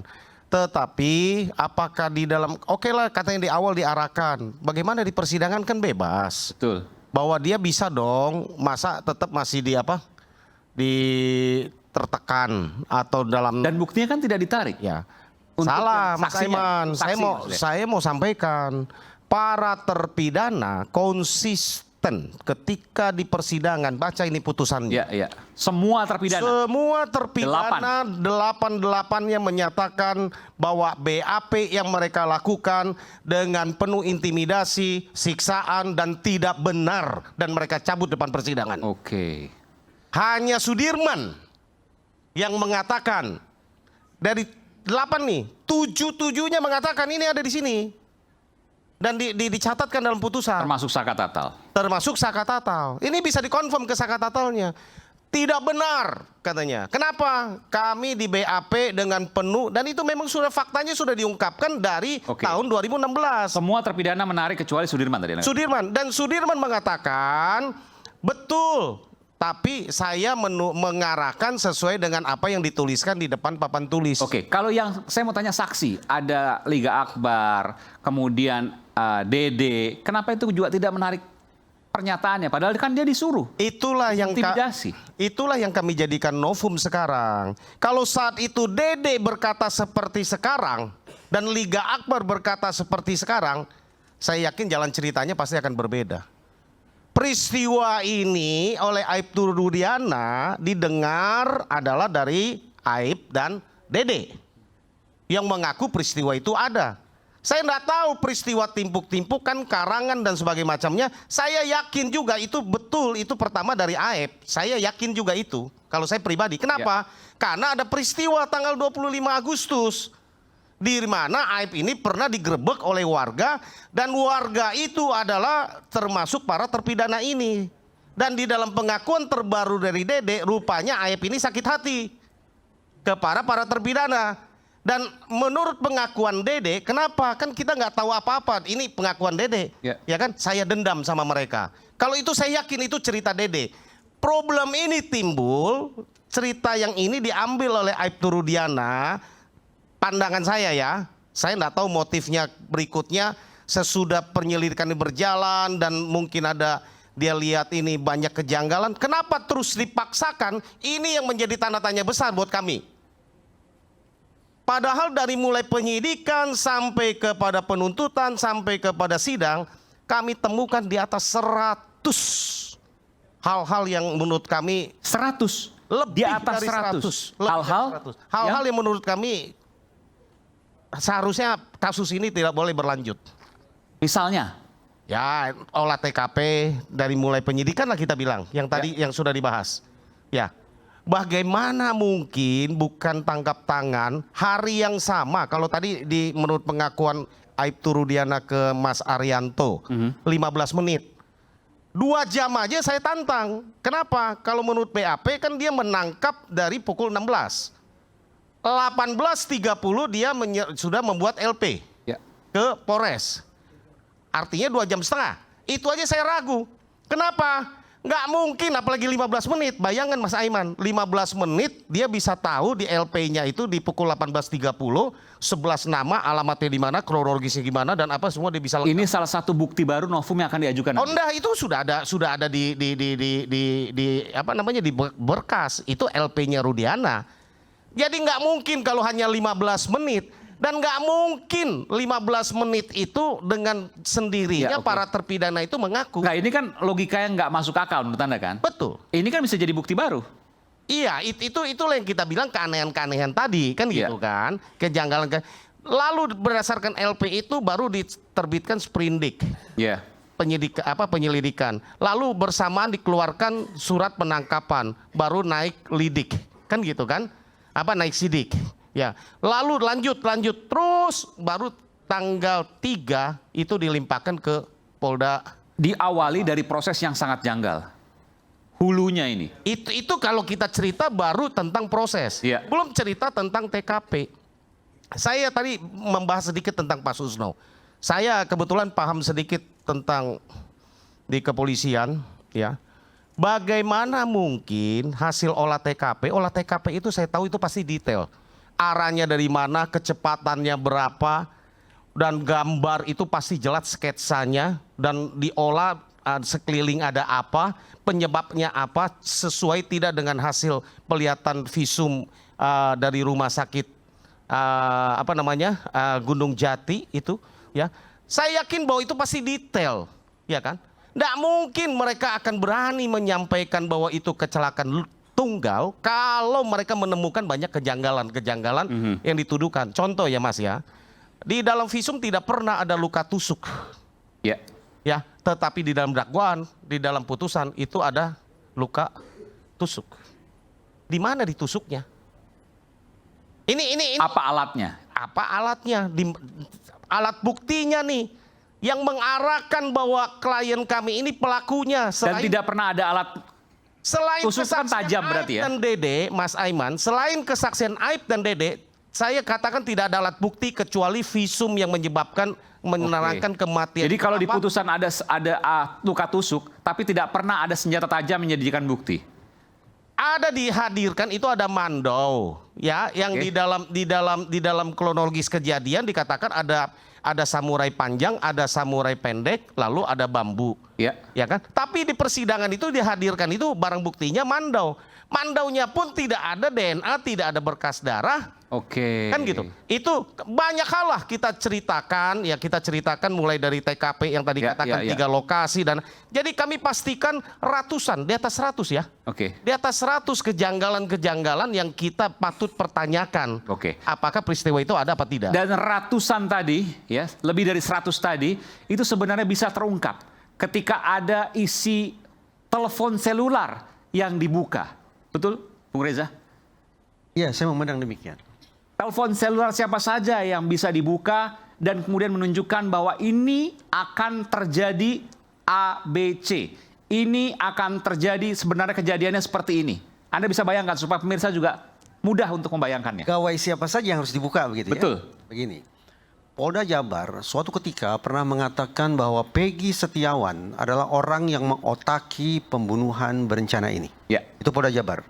Berarti saya bayangkan kalau Peggy Setiawan adalah orang yang mengotaki, dia mastermind-nya, maka 8 orang plus 3 orang DPO, kalau kita anggap DPO itu ada, itu adalah kaki tangannya. Itu adalah eksekutornya. Sudah barang tentu, sekian banyak orang yang punya rencana untuk menghabisi orang lain, pasti akan berkomunikasi. Ya. Rencananya bagaimana? Dimatangkannya bagaimana, eksekusinya seperti apa, dan seterusnya. Itu akan tergambar seandainya Mabes Polri mencari, menemukan, lalu membuka komunikasi elektronik para tersangka. Ya, sekarang notabene sudah pembunuhan menjadi berencana terpidana. pasti ada perencanaan. Kan? Pasti ada perencanaan dan niscaya ada komunikasi yang mereka lakukan satu sama lain. Lewat HP? Lewat handphone itu. Entah itu percakapan, entah itu SMS, atau mungkin juga Messenger, karena pada masa itu ada BlackBerry Messenger, tapi belum ada WhatsApp ya. Itu satu gawai para tersangka, sekarang sudah terpidana, plus gawainya Peggy Setiawan, plus gawainya para DPO kalau ada, dibuka. Dan pada waktu 2016, teknologi itu bukan hal yang baru. Nah ini, sebelum lebih lanjut Mas Aiman, saya perlu memberikan garis bawah terhadap sikap saya terhadap keterangan. Ini sebetulnya menjadi pijakan awal saya, mengapa saya betul-betul berharap bahwa Mabes Polri sekali lagi bisa mencari, menemukan, dan membuka bukti komunikasi elektronik itu. Anda yakin itu sebenarnya sudah ada? Firasat saya mengatakan ada. Kenapa? Satu, seingat saya pada tahun 2016 itu Mabes Polri dalam pengungkapan sekian banyak kasus sudah melakukan metode itu, yaitu membuka komunikasi elektronik. Antara lain pada pengungkapan kasus-kasus terorisme. Iya. Jadi kita teryakinkan betapa canggihnya teknologi yang dimiliki oleh Mabes Polri dan Polda Jabar sudah barang tentu pada tahun itu. Itu pemikiran saya yang pertama. Pemikiran saya yang kedua adalah dari berkas. Ini agak panjang ya. Di dalam berkas yang tebal itu, di salah satu bagiannya tertera halaman 65. Di halaman 65 itu tertulis bahwa ada komunikasi antara Saka Tatal dengan Sudirman. Yang isi komunikasinya itu adalah via SMS. Bahwa Sudirman dan Saka Tatal berbincang tentang rencana pembunuhan tersebut. Pertanyaan. Catatan pada halaman 65 ini dibuat oleh siapa? Didapat dari mana? Dibuat siapa? Dibuat penyidik. Didapat dari mana? Kalau kita mau betul-betul mengandalkan bukti saintifik, maka isi halaman 65 tentang SMS yang konon dilakukan antara Sudirman dengan Saka Tatal itu harus bersumber dari bukti komunikasi elektronik yang dibuka oleh penyidik. Bukan konon, bukan katanya, bukan pengakuan, bukan keterangan. Karena sekali lagi saya skeptis terhadap kualitas keterangan. Oleh karena itu saya memilih untuk mencari di mana gerangan bukti komunikasi elektronik yang menjadi dasar bagi penyidik untuk menulis di halaman 65 bahwa sudah terjadi komunikasi seolah-olah via SMS antara Sudirman dengan Saka Tatal terkait dengan rencana pembunuhan. Dan jawabannya adalah? Ternyata tidak ada. Tidak ada? Tidak ada bukti komunikasi elektronik itu. Itu tertera dari mana tuh? Nah ini saya lanjut ya. Oke, silakan. Yang ada adalah cukup tebal juga sejumlah halaman tentang sebutlah bukti komunikasi elektronik yang isinya ada dua hal. Satu, data-data teknis yang hanya bisa dibaca oleh orang IT. Saya tidak sampai ke sana. Itu bukan urusannya psikologi. Urusannya psikologi forensik adalah mencari komunikasi satu sama lain, isinya seperti apa, lalu kita buat tafsiran. Apakah ini merupakan komunikasi yang mengindikasikan rencana pembunuhan? Ternyata dari sebagian berkas itu tidak ada satupun komunikasi yang bersangkut paut dengan rencana pembunuhan. Jadi dari mana dasar penulisan atau pencatatan di halaman 65? Tampaknya hanya mengandalkan pada keterangan. Wajar kalau saya ragu terhadap keakuratan catatan pada halaman 65 itu.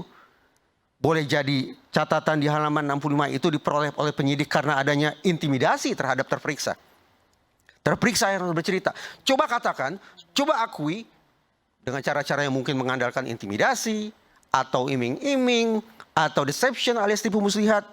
Sampai keluar pernyataan bahwa SMS antara Sudirman dengan Saka Tatal terkait rencana pembunuhan. Jadi ringkasnya, isi halaman 65 tersebut hanya konon. Tidak ada yang dasarnya. Tidak didukung oleh bukti komunikasi elektronik forensik. Sebentar, itu di putusan? Ada dalam berkas. Ada dalam berkas, Mas. Jadi BAP. dalam berkas itu, ya dalam berkas yang kita dapat dari pengadilan, percakapannya itu ternyata percakapan pacar antara terpidana dengan pacarnya. Dan disebutkan lewat SMS?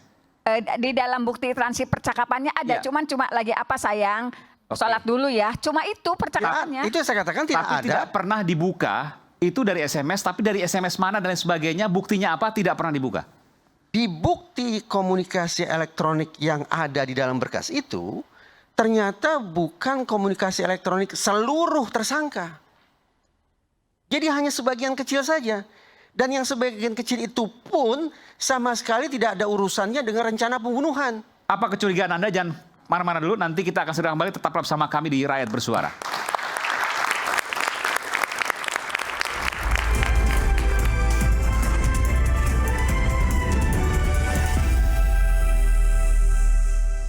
Kuat dugaan saya, isi halaman 65 tentang konon SMS antara Sudirman dan Saka Tatal adalah informasi rekaan belaka. Tidak semata-mata handphone Hadi dan pacarnya yang semestinya diekstrak oleh Polda Jabar. Tapi seluruh gawai para tersangka, ditambah lagi dengan gawai kedua korban, juga harus dapat perlakuan yang sama. Diekstrak sehingga kita peroleh informasi serinci-rincinya tentang siapa dengan siapa, berkomunikasi tentang apa, pada jam, menit, detik keberapa.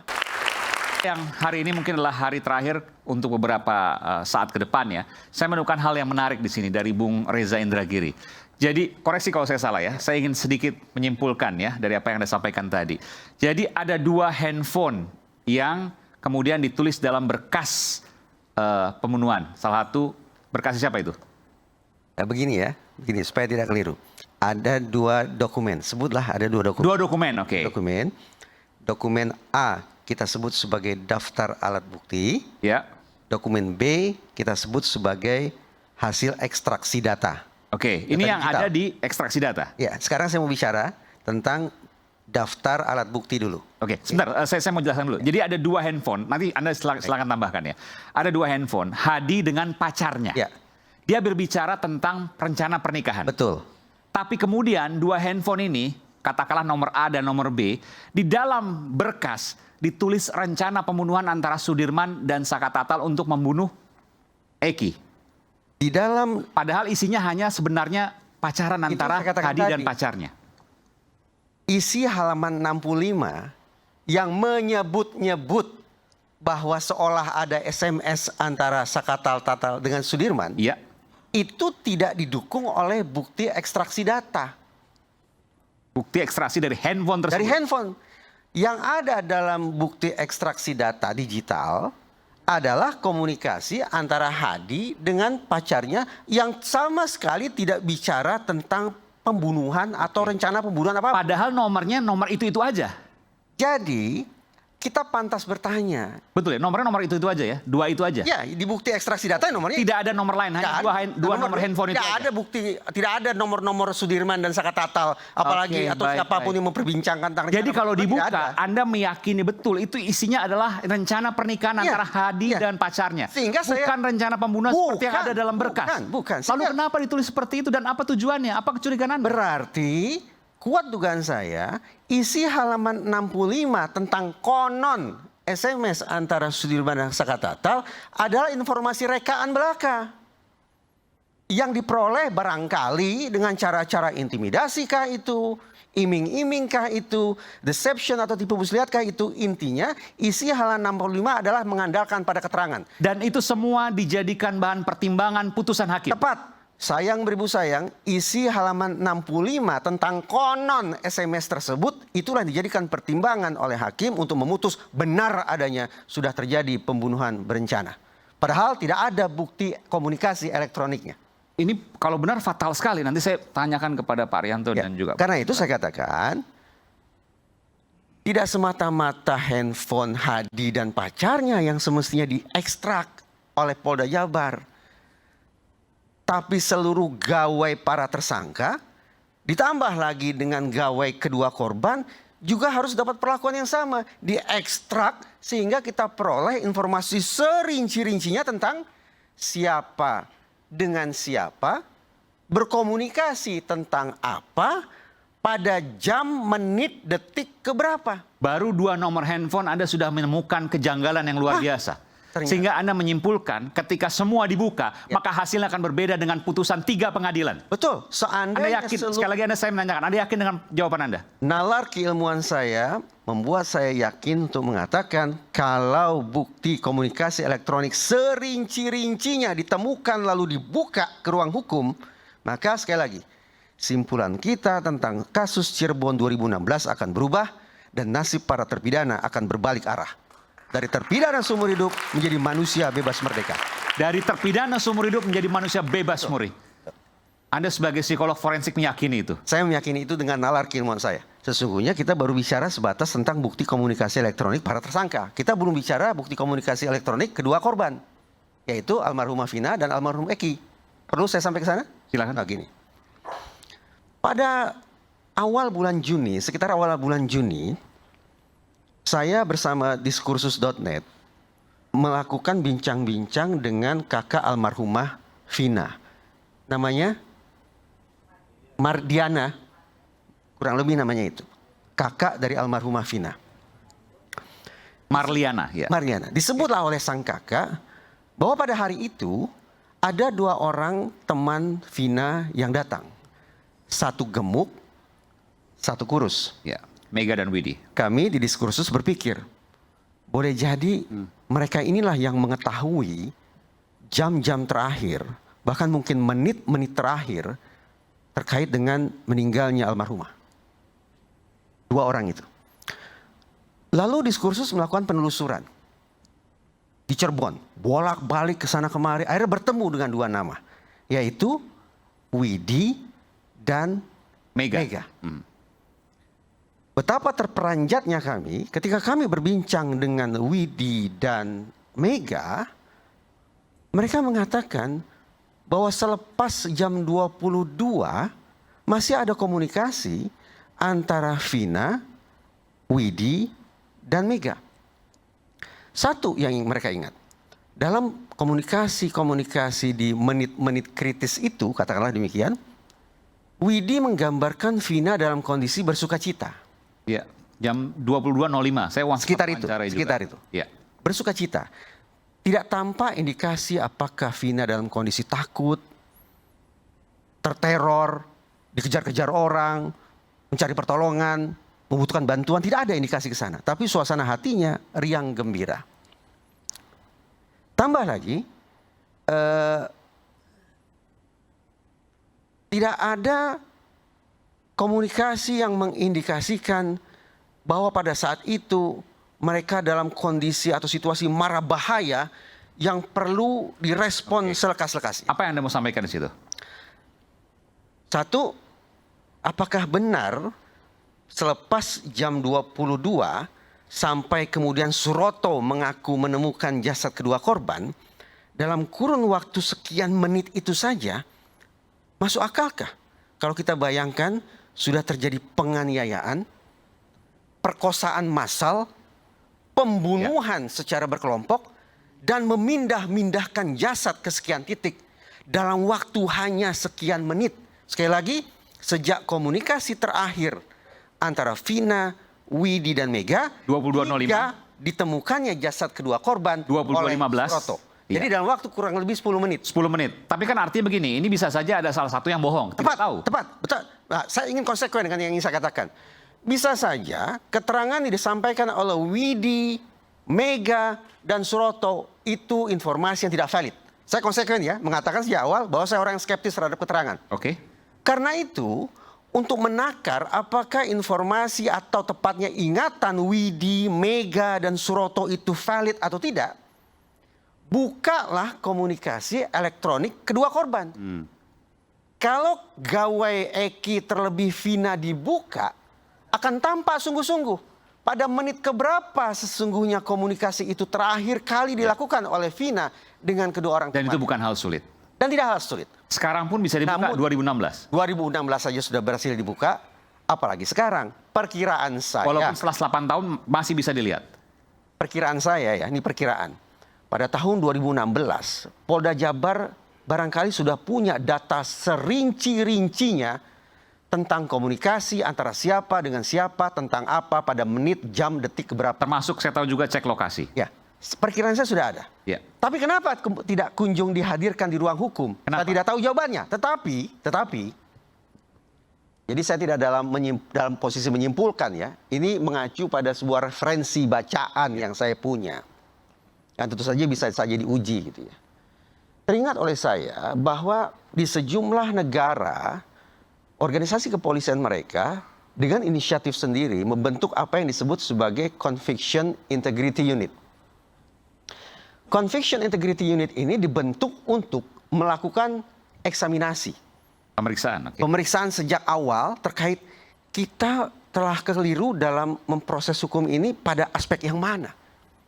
Ini inisiatif sekali lagi dari organisasi kepolisian ya. Tidak didesak oleh masyarakat, tapi organisasi kepolisian melakukan itu. Nah uniknya Mas Aiman, setelah sekian lama bekerja, lalu dilakukan studi, ditemukan dua simpulan. Bahwa kesalahan otoritas penegakan hukum dalam mempidana orang terutama sekali disebabkan oleh dua hal. Pertama, kesengajaan penyidik untuk menutup-nutupi bukti yang bisa meringankan terdakwa. Ini teori Pertanyaan saya. Bukti komunikasi elektronik yang tidak utuh yang ada dalam berkas, apakah juga merupakan potret serupa? Bahwa penyidik pada tahun 2016 juga menutup-nutupi bukti yang sekiranya dibuka akan bisa meringankan terdakwa? Tanda tanya. Faktor kedua yang menyebabkan terjadi kekeliruan dalam memidana orang adalah ketika proses pengungkapan kasus terlalu mengandalkan pada keterangan. Baik keterangan saksi maupun keterangan tersangka. Tanpa didukung. Lagi-lagi terpikir oleh saya, kenapa potret serupa seakan juga muncul dalam berkas kasus Cirebon 2016? Yang di rakyat bersuara ini pula sejak awal saya katakan, saya mengendus kesan kuat, aroma yang kurang sedap. Bahwa kasus Cirebon 2016 adalah potret penegakan hukum, potret pengungkapan kasus yang terlalu mengandalkan pada keterangan namun minim bukti saintifik. pertanyaan-pertanyaan saya ini di kemudian hari ternyata dijawab lewat testimoni, bahkan bisa disebut sebagai otokritik oleh Kapolri sendiri. Ketika Kapolri Jenderal Listio Sigit mengatakan bahwa tahun 2016 pengungkapan kasus Cirebon tidak sungguh-sungguh taat pada kaidah saintifik. Sehingga benar sudah. Inilah contoh, saya ulangi sekali lagi dan sekali lagi, inilah contoh betapa pengungkapan kasus yang terlalu mengandalkan pada keterangan tapi minim bukti saintifik. Oleh karena itu saya tandaskan. Adanya barang bukti pengujian ulang terhadap sperma itu penting. Menghadirkan samurai, mandau, bambu atau apapun itu, siapa tahu di situ ada jejak darah korban, siapa tahu di situ ada sidik jari pelaku, itu juga penting. Tapi boleh jadi yang akan mengubah ritme pertandingan, yang mengubah skor laga ini adalah bukti komunikasi elektronik. Kalau itu dibuka, dihadirkan ke ruang hukum, bahkan secara luhur oleh Polri sendiri, maka tidak tertutup kemungkinan simpulan kita tentang kasus Cirebon 2016 akan berubah dan nasib terpidana akan berbalik arah. Kita kembali saat lagi, tetap bersama kami Rakyat Bersuara.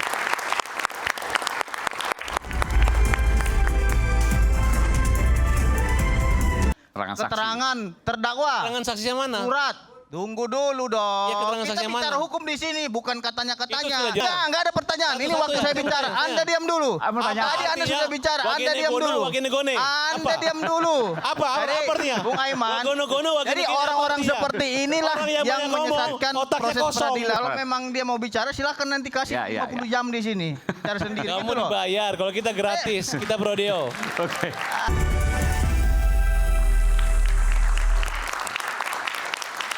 Sebelum saya ke Bung Pitra dan Bung Arianto, saya ingin ke Bung Jutek dulu. Apa yang menurut Bung Jutek tadi Bung Reza tadi sampaikan, apa yang bisa Bung Jutek nilai?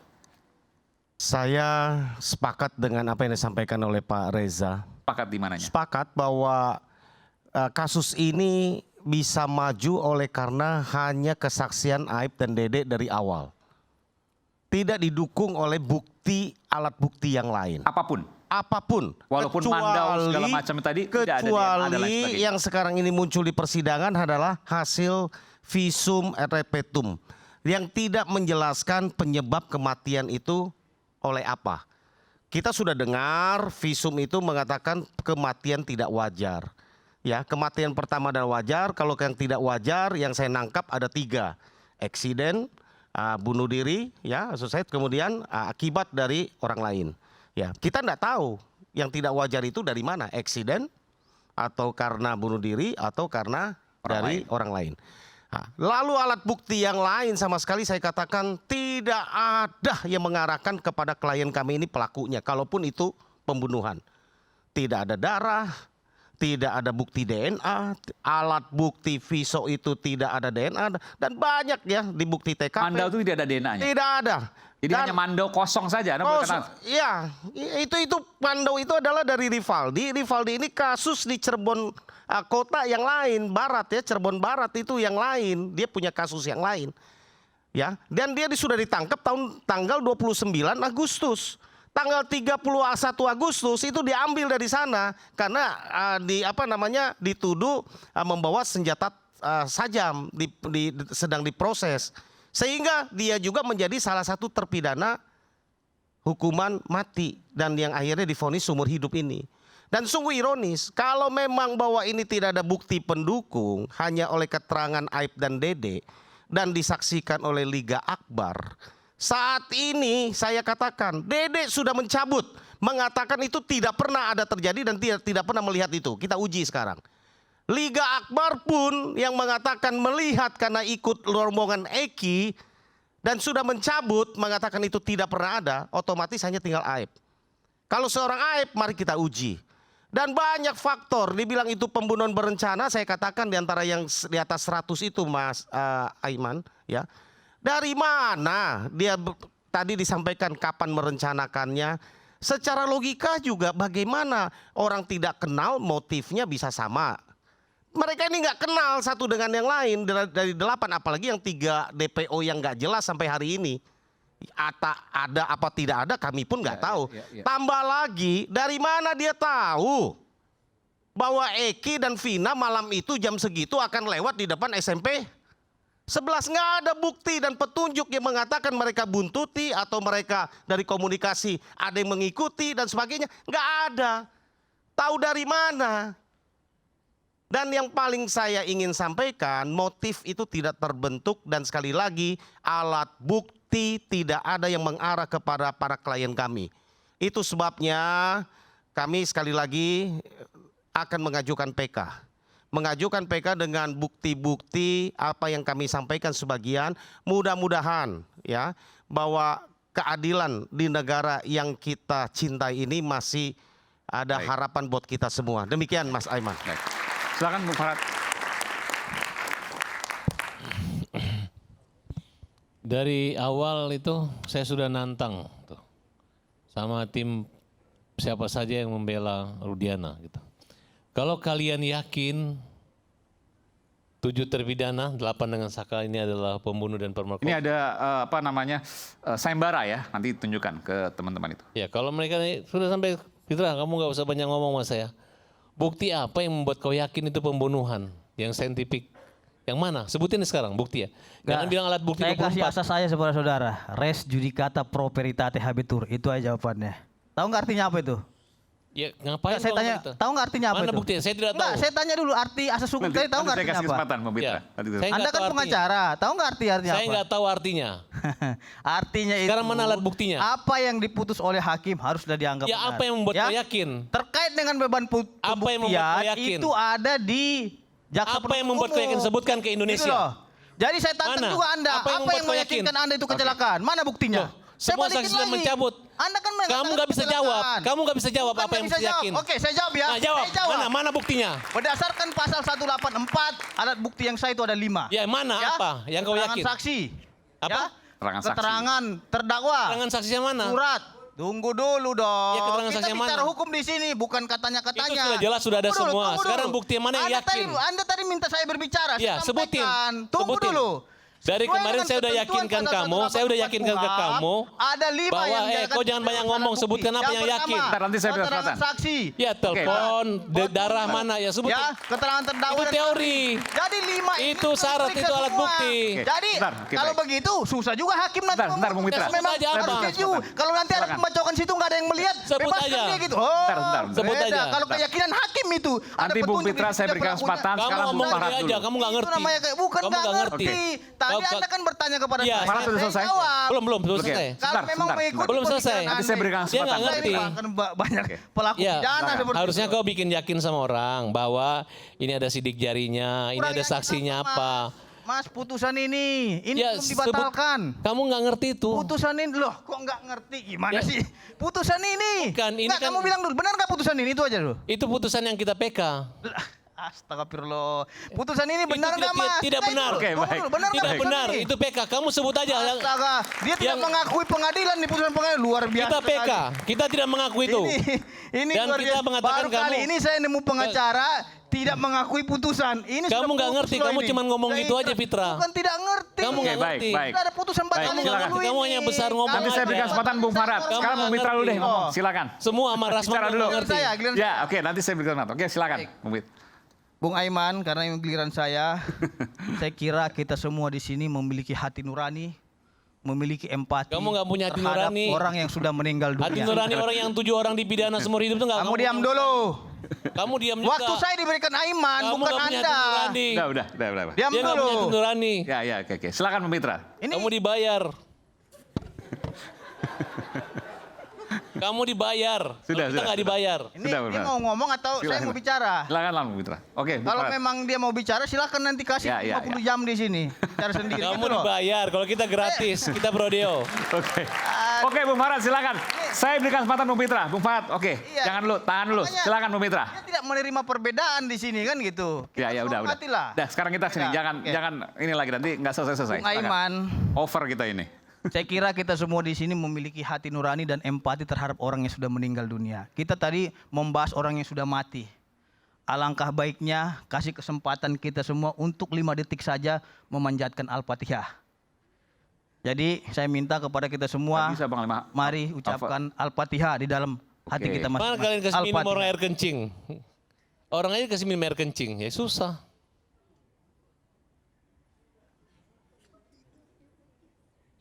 Baik. Itu adalah bentuk empati saya terhadap orang yang sudah mati. Terlepas kalian bilang itu salah atau benar, saya menghormati orang yang sudah mati. Kamu Karena dibayar. sudah mati. Jadi, Bung Aiman, kamu bayaran udah. Jangan ya. Silakan. Jangan menyerang pribadi. Silakan Bung Mitra. ini orang-orang seperti ini tidak menerima perbedaan. Sudah pendapat. cukup. Oke. Silakan.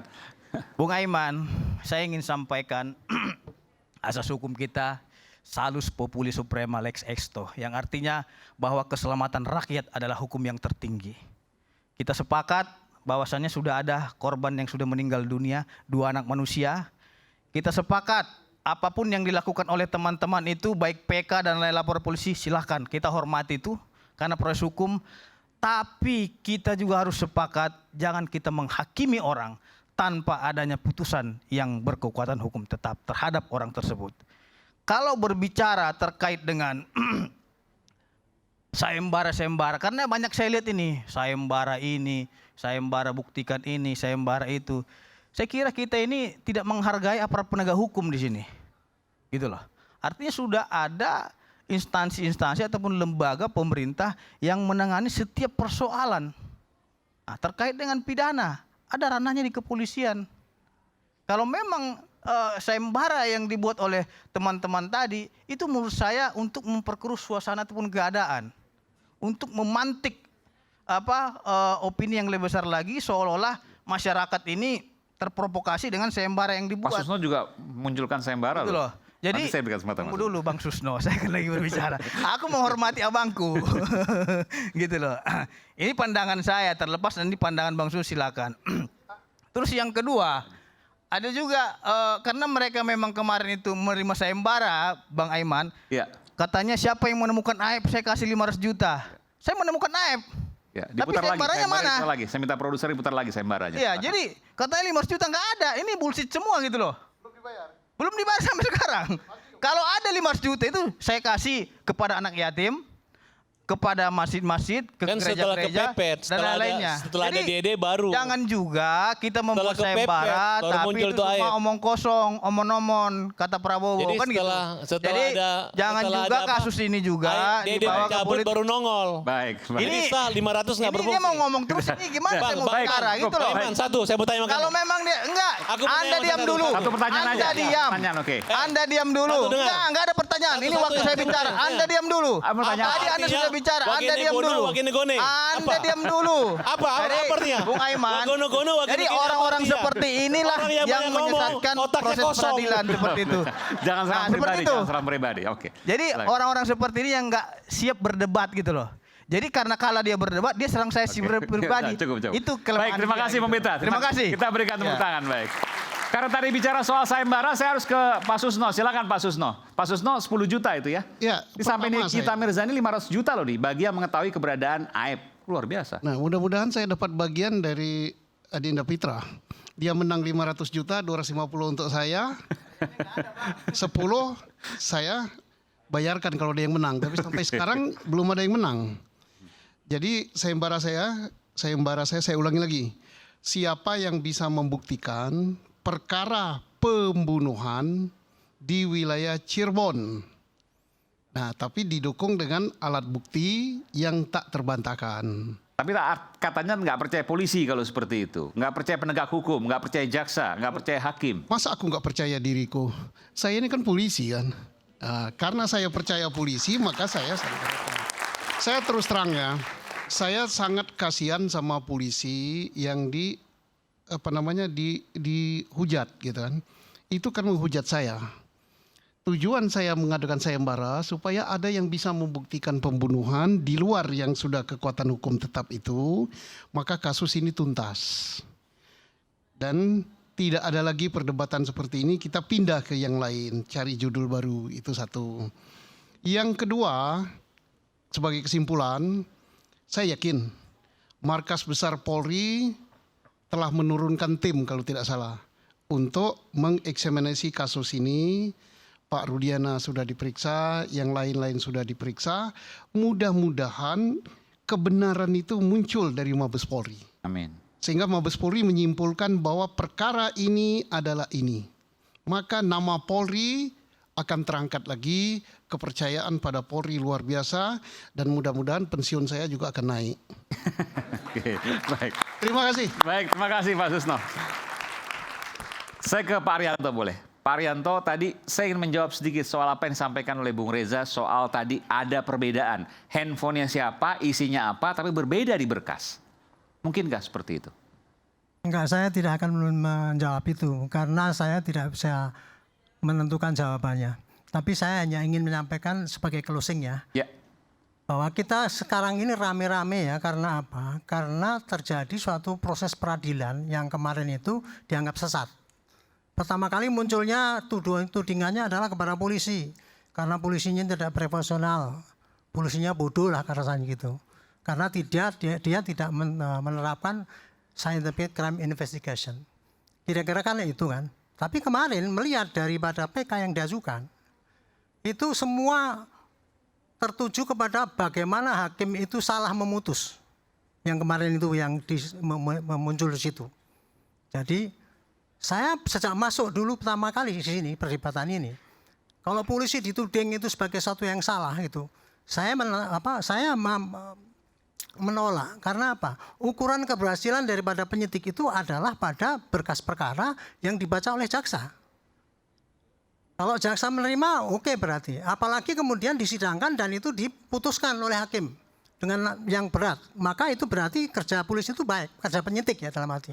Tetapi ternyata belakang ini kan muncul saksi-saksi yang tersembunyi, kejanggalan semua kan banyak kejanggalan itu ya. Kejanggalan mulai dari penyidikan sampai saya juga mengatakan kenapa kayak gitu diterima. Maka kejanggalan juga ada di jaksa juga. Kemudian kenapa hakim dengan bukti yang seminimum itu ya, kok bisa memutus? Kenapa kemudian naik banding tetap sampai kasasi? Berarti kan ini hakimnya mulai dari tingkat pertama sampai terakhir kan semua tidak benar kan gitu kan. Nah makanya itulah maka saya menyarankan negara kita itu negara hukum. Proses hukum itu sudah diatur dalam KUHP. Kan gitu kan ya. Kalau ada putusan yang sudah inkrah, kemudian ini ditentang, ya lewat PK. Kejanggalan yang tadi dikatakan 100 kejanggalan oleh Pak pengacara, saya lupa namanya, Pak Jutek ya. Itulah mestinya itu diangkat sebagai novum ataupun apa untuk melawan dengan PK gitu. Hanya dari PK itulah akan mengoreksi apakah tindakan polisi yang dulu itu enggak benar apa tidak secara hukum ya. Nah, apabila tidak benar maka barulah dikoreksi. Saya senang karena apa? Kemudian PK itu diajukan betul. Saya berharap semua ini PK diajukan oleh para yang terpidana itu gitu. Karena? Ya karena memang mereka kan diperlakukan secara tidak adil menurut mereka kan gitu kan. Padahal itu sudah inkrah. Hanya PK Pak itu yang boleh. Dan itu hak mereka untuk menyampaikan. Sampaikan semua temuan-temuan itu supaya disidangkan kembali. Baik. Itu kuncinya cuma itu tok ya gitu. Baik. Nah, kemudian saya ingin menyoroti Pak Indra Giri pakar forensik menyoroti bahwa ini kemarin tuh penyidikan salah, sesat. Karena apa? Masa pembuktiannya cuma pakai keterangan tersangka. Itu bukti yang paling lemah. Mestinya ada ini dibuka sini dan sebagainya kan itu ya. Kira-kira gitu ya. Saya tidak menyangkal itu betul. Cuman kemarin dari jaksa yang diomongin saya bisa ngambil intisari. Jaksa menanyakan, Bapak sebagai ahli, bagaimana kalau hakim itu sudah memutus berdasarkan minimal 2 alat bukti dan keyakinan hakim. Sedangkan hakim kita sekarang adalah alat bukti itu ada yang dalam KUHP. Itu tadi keterangan saksi, keterangan ahli, petunjuk, terus kemudian keterangan terdakwa di pengadilan, surat dan dokumen. Hakim kemarin tahun 2016 itu memutus sudah didukung oleh 2 alat bukti. 2 alat bukti itu antara lain adalah keterangan saksi. Yang waktu itu ada yang tidak mencabut. Dengan keterangan saksi dan kemudian kondisi korban yang meninggalnya seperti itu dari otopsi dan sebagainya, maka dia cukup alat bukti minimal 2 untuk menyimpulkan keyakinan dia. Itulah maka dia memutus gitu. Saya tidak menyalahkan hakim waktu itu kalau memang dia mempelajari semua apa yang ada. Tetapi kemudian kan yang membingungkan kemudian adanya kesaksian yang dicabut. Akhirnya kan itu dianggap tidak benar. makanya satu-satunya jalan ya silakan di counter di PK. Saya mengharapkan ya nanti kalau PK ini dikabulkan, saya lebih senang. Kenapa? Maka akan diajukan penyidikan ulang. Siapa sebetulnya yang bikin mati orang, 2 orang itu? Makanya sekarang ada orang menuntut supaya diulangi lagi kan itu. Pak Kapolri sudah membentuk tim khusus tadi kata Pak Susno gitu. Dan saya tahu bahwa semua penyidik 2016 narapidana yang itu yang ada di dalam LP, kemudian penyidik yang ada di Polda termasuk di Krim Umnya, semua sekarang diperiksa di Mabes secara intensif untuk mengulang kembali apa yang sebenarnya dulu terjadi. Termasuk Rudian. Saran saya itu. Oke, baik. Ke depan ini lakukan kembali penyelidikan ulang. Caranya terbuka. Jadi setiap sidang ataupun gelar terbuka bisa dilihat orang banyak sehingga nanti kalau ada bukti-bukti nggak keluar bisa masukkan gitu. Mudah-mudahan itu bisa menjawab keraguan rakyat yang selama ini sudah terbuai oleh pernyataan-pernyataan yang menganggap dirinya benar yaitu dan menganggap dirinya orang lain salah. Mudah-mudahan ini gonjang-ganjing ini bisa selesai dengan adanya putusan PK dan kemudian ada upaya dari Mabes Polri untuk secara terbuka mengulangi kembali penyidikan dengan scientific crime investigation dan bisa dimonitor oleh semua rakyat apakah polisi kita, hakim, jaksa itu masih bekerja dengan baik apa tidak. Baik, terima kasih. Satu sebut 2 detik. Mudah-mudahan sebelum putusan PK ada keputusan Polri juga. Kedua, kalau Pak Arianto bicara tentang PK kami, sudah jelas ya. Peradilan ini harusnya perkara pidana anak itu ditunda dulu. Ini duluan yang anak yang 15 hari sidang, baru di sidang yang lain ngikuti perkara anak. Jelas pada keterangan ahli Pak Dr. Muzakir pada itu. Oke, baik. Bung Reza, terakhir silakan. Belajar tentang kehidupan saja. Seringkali bicara tentang orang-orang malang yang akhirnya harus masuk dalam penjara tanpa lewat proses peradilan yang benar. Saya selalu terkenang 2 nama nyata dan 1 nama fiktif. Bung Syahrir, Buya Hamka, dan Paman Doblang. Bukan Paman Usman ya, saya bicara Paman Doblang. Paman Doblang, oke. Tapi hitung-hitungan di atas kertas, sekaligus doa saya, siapa tahu pada pekan-pekan ke depan tidak lagi 3 nama, tapi insya Allah bertambah 8 nama dalam catatan sejarah penegakan hukum di Indonesia yang berubah statusnya. Kembali ke alam merdeka. 8 orang yang saat ini sudah berstatus sebagai terpidana seumur hidup itu. Baik, dan Anda meyakini betul soal itu versi Anda? Mudah-mudahan ampuh selama ini upaya sekaligus doa saya untuk mengetuk hati nurani teman-teman di Polri, termasuk sapaan saya ke Pak Kapolri untuk membuka bukti komunikasi elektronik para tersangka dan kedua korban. Saya tahu betul karena saya sering mewawancari Anda bertahun-tahun dan Anda tidak pernah kemudian memunculkan sebuah kesimpulan. Baru kali ini Anda memunculkan sebuah kesimpulan. Betul ya? Insya Allah kali ini simpulan saya akurat. Kesimpulan Anda kuat. Baik. Terakhir Saka, singkat saja apa yang Saka sampaikan. Tidak ada, cukup. Mbak Titin, Bu Titin, cukup? 2016, 2017 ada 8 terpidana yang sampai saat ini masih mendekam. Yang saya yakini betul saya sudah lakukan banyak hal. Saya yakini betul tidak pernah melakukan perbuatan yang dituduhkan. Bapak-bapak anggota kepolisian, bagaimana apabila hal ini terjadi pada keluarga bapak-bapak yang memiliki kekuasaan? Mereka itu cuma kuli bangunan, Pak. Saya yakin betul di persidangan terdahulu adalah sidang yang tidak benar. Dan bukan hanya kepolisian, tentu ada kejaksaan juga, ada kehakiman juga. Ya. Dan mohon maaf, 3 institusi besar itu dulu saya tidak bisa menembusnya sama sekali. Sangat berat, sangat luar biasa berat. Mudah-mudahan tahun ini ada berita baru bagi 8 terpidana. Sakatata walaupun masih bebas, tapi predikat dia mantan terpidananya masih melekat. Dia harus punya masa depan, dia harus menikah, dia harus punya anak. Bagaimana bila mantan terpidananya masih melekat? Saya mohon kepada Bapak Kapolri, banyak berkas yang bisa saya berikan. Mangga, saya menyerahkan semuanya. Tetapi pastinya saya meyakini 8 terpidana ini tidak pernah melakukan perbuatan yang dilakukan. Termasuk sebelah Ibu, Saka Tatal, Ya, Ibu Miati. Saka Tatal. Baik. 2 detik Mas Wadi. Silakan Pak Susno. Harapan kita kepada Mabes Polri, dan ini akan mengangkat citra Mabes Polri yang terpuruk, saya yakin itu. Kenapa yakin? Dalam malam ini terungkap, yaitu gawai. Dulu ada HP-nya Vina, dan saya yakin HP Vina itu masih ada. Mabes Polri akan buka itu, hal itu urusan gampang bagi Polri. Walaupun 8 tahun itu urusan gampang. Kan HP-nya masih ada kan? Iya. Masih ada pembicaraan antara Vina dengan lawannya, siapa namanya? Eki dan Mika. Dan saya yakin dari Mabes Polri lah kebenaran itu akan datang. Tepuk tangan. Baik.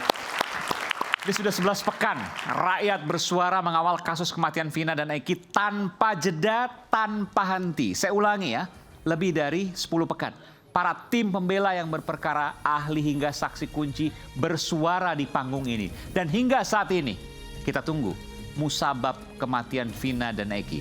Bersama kita mengawal untuk menggali dan barang tentu mengatakan yang sebenar-benarnya. Saya Aiman Wicaksono, sampai jumpa di Rakyat Bersuara selanjutnya.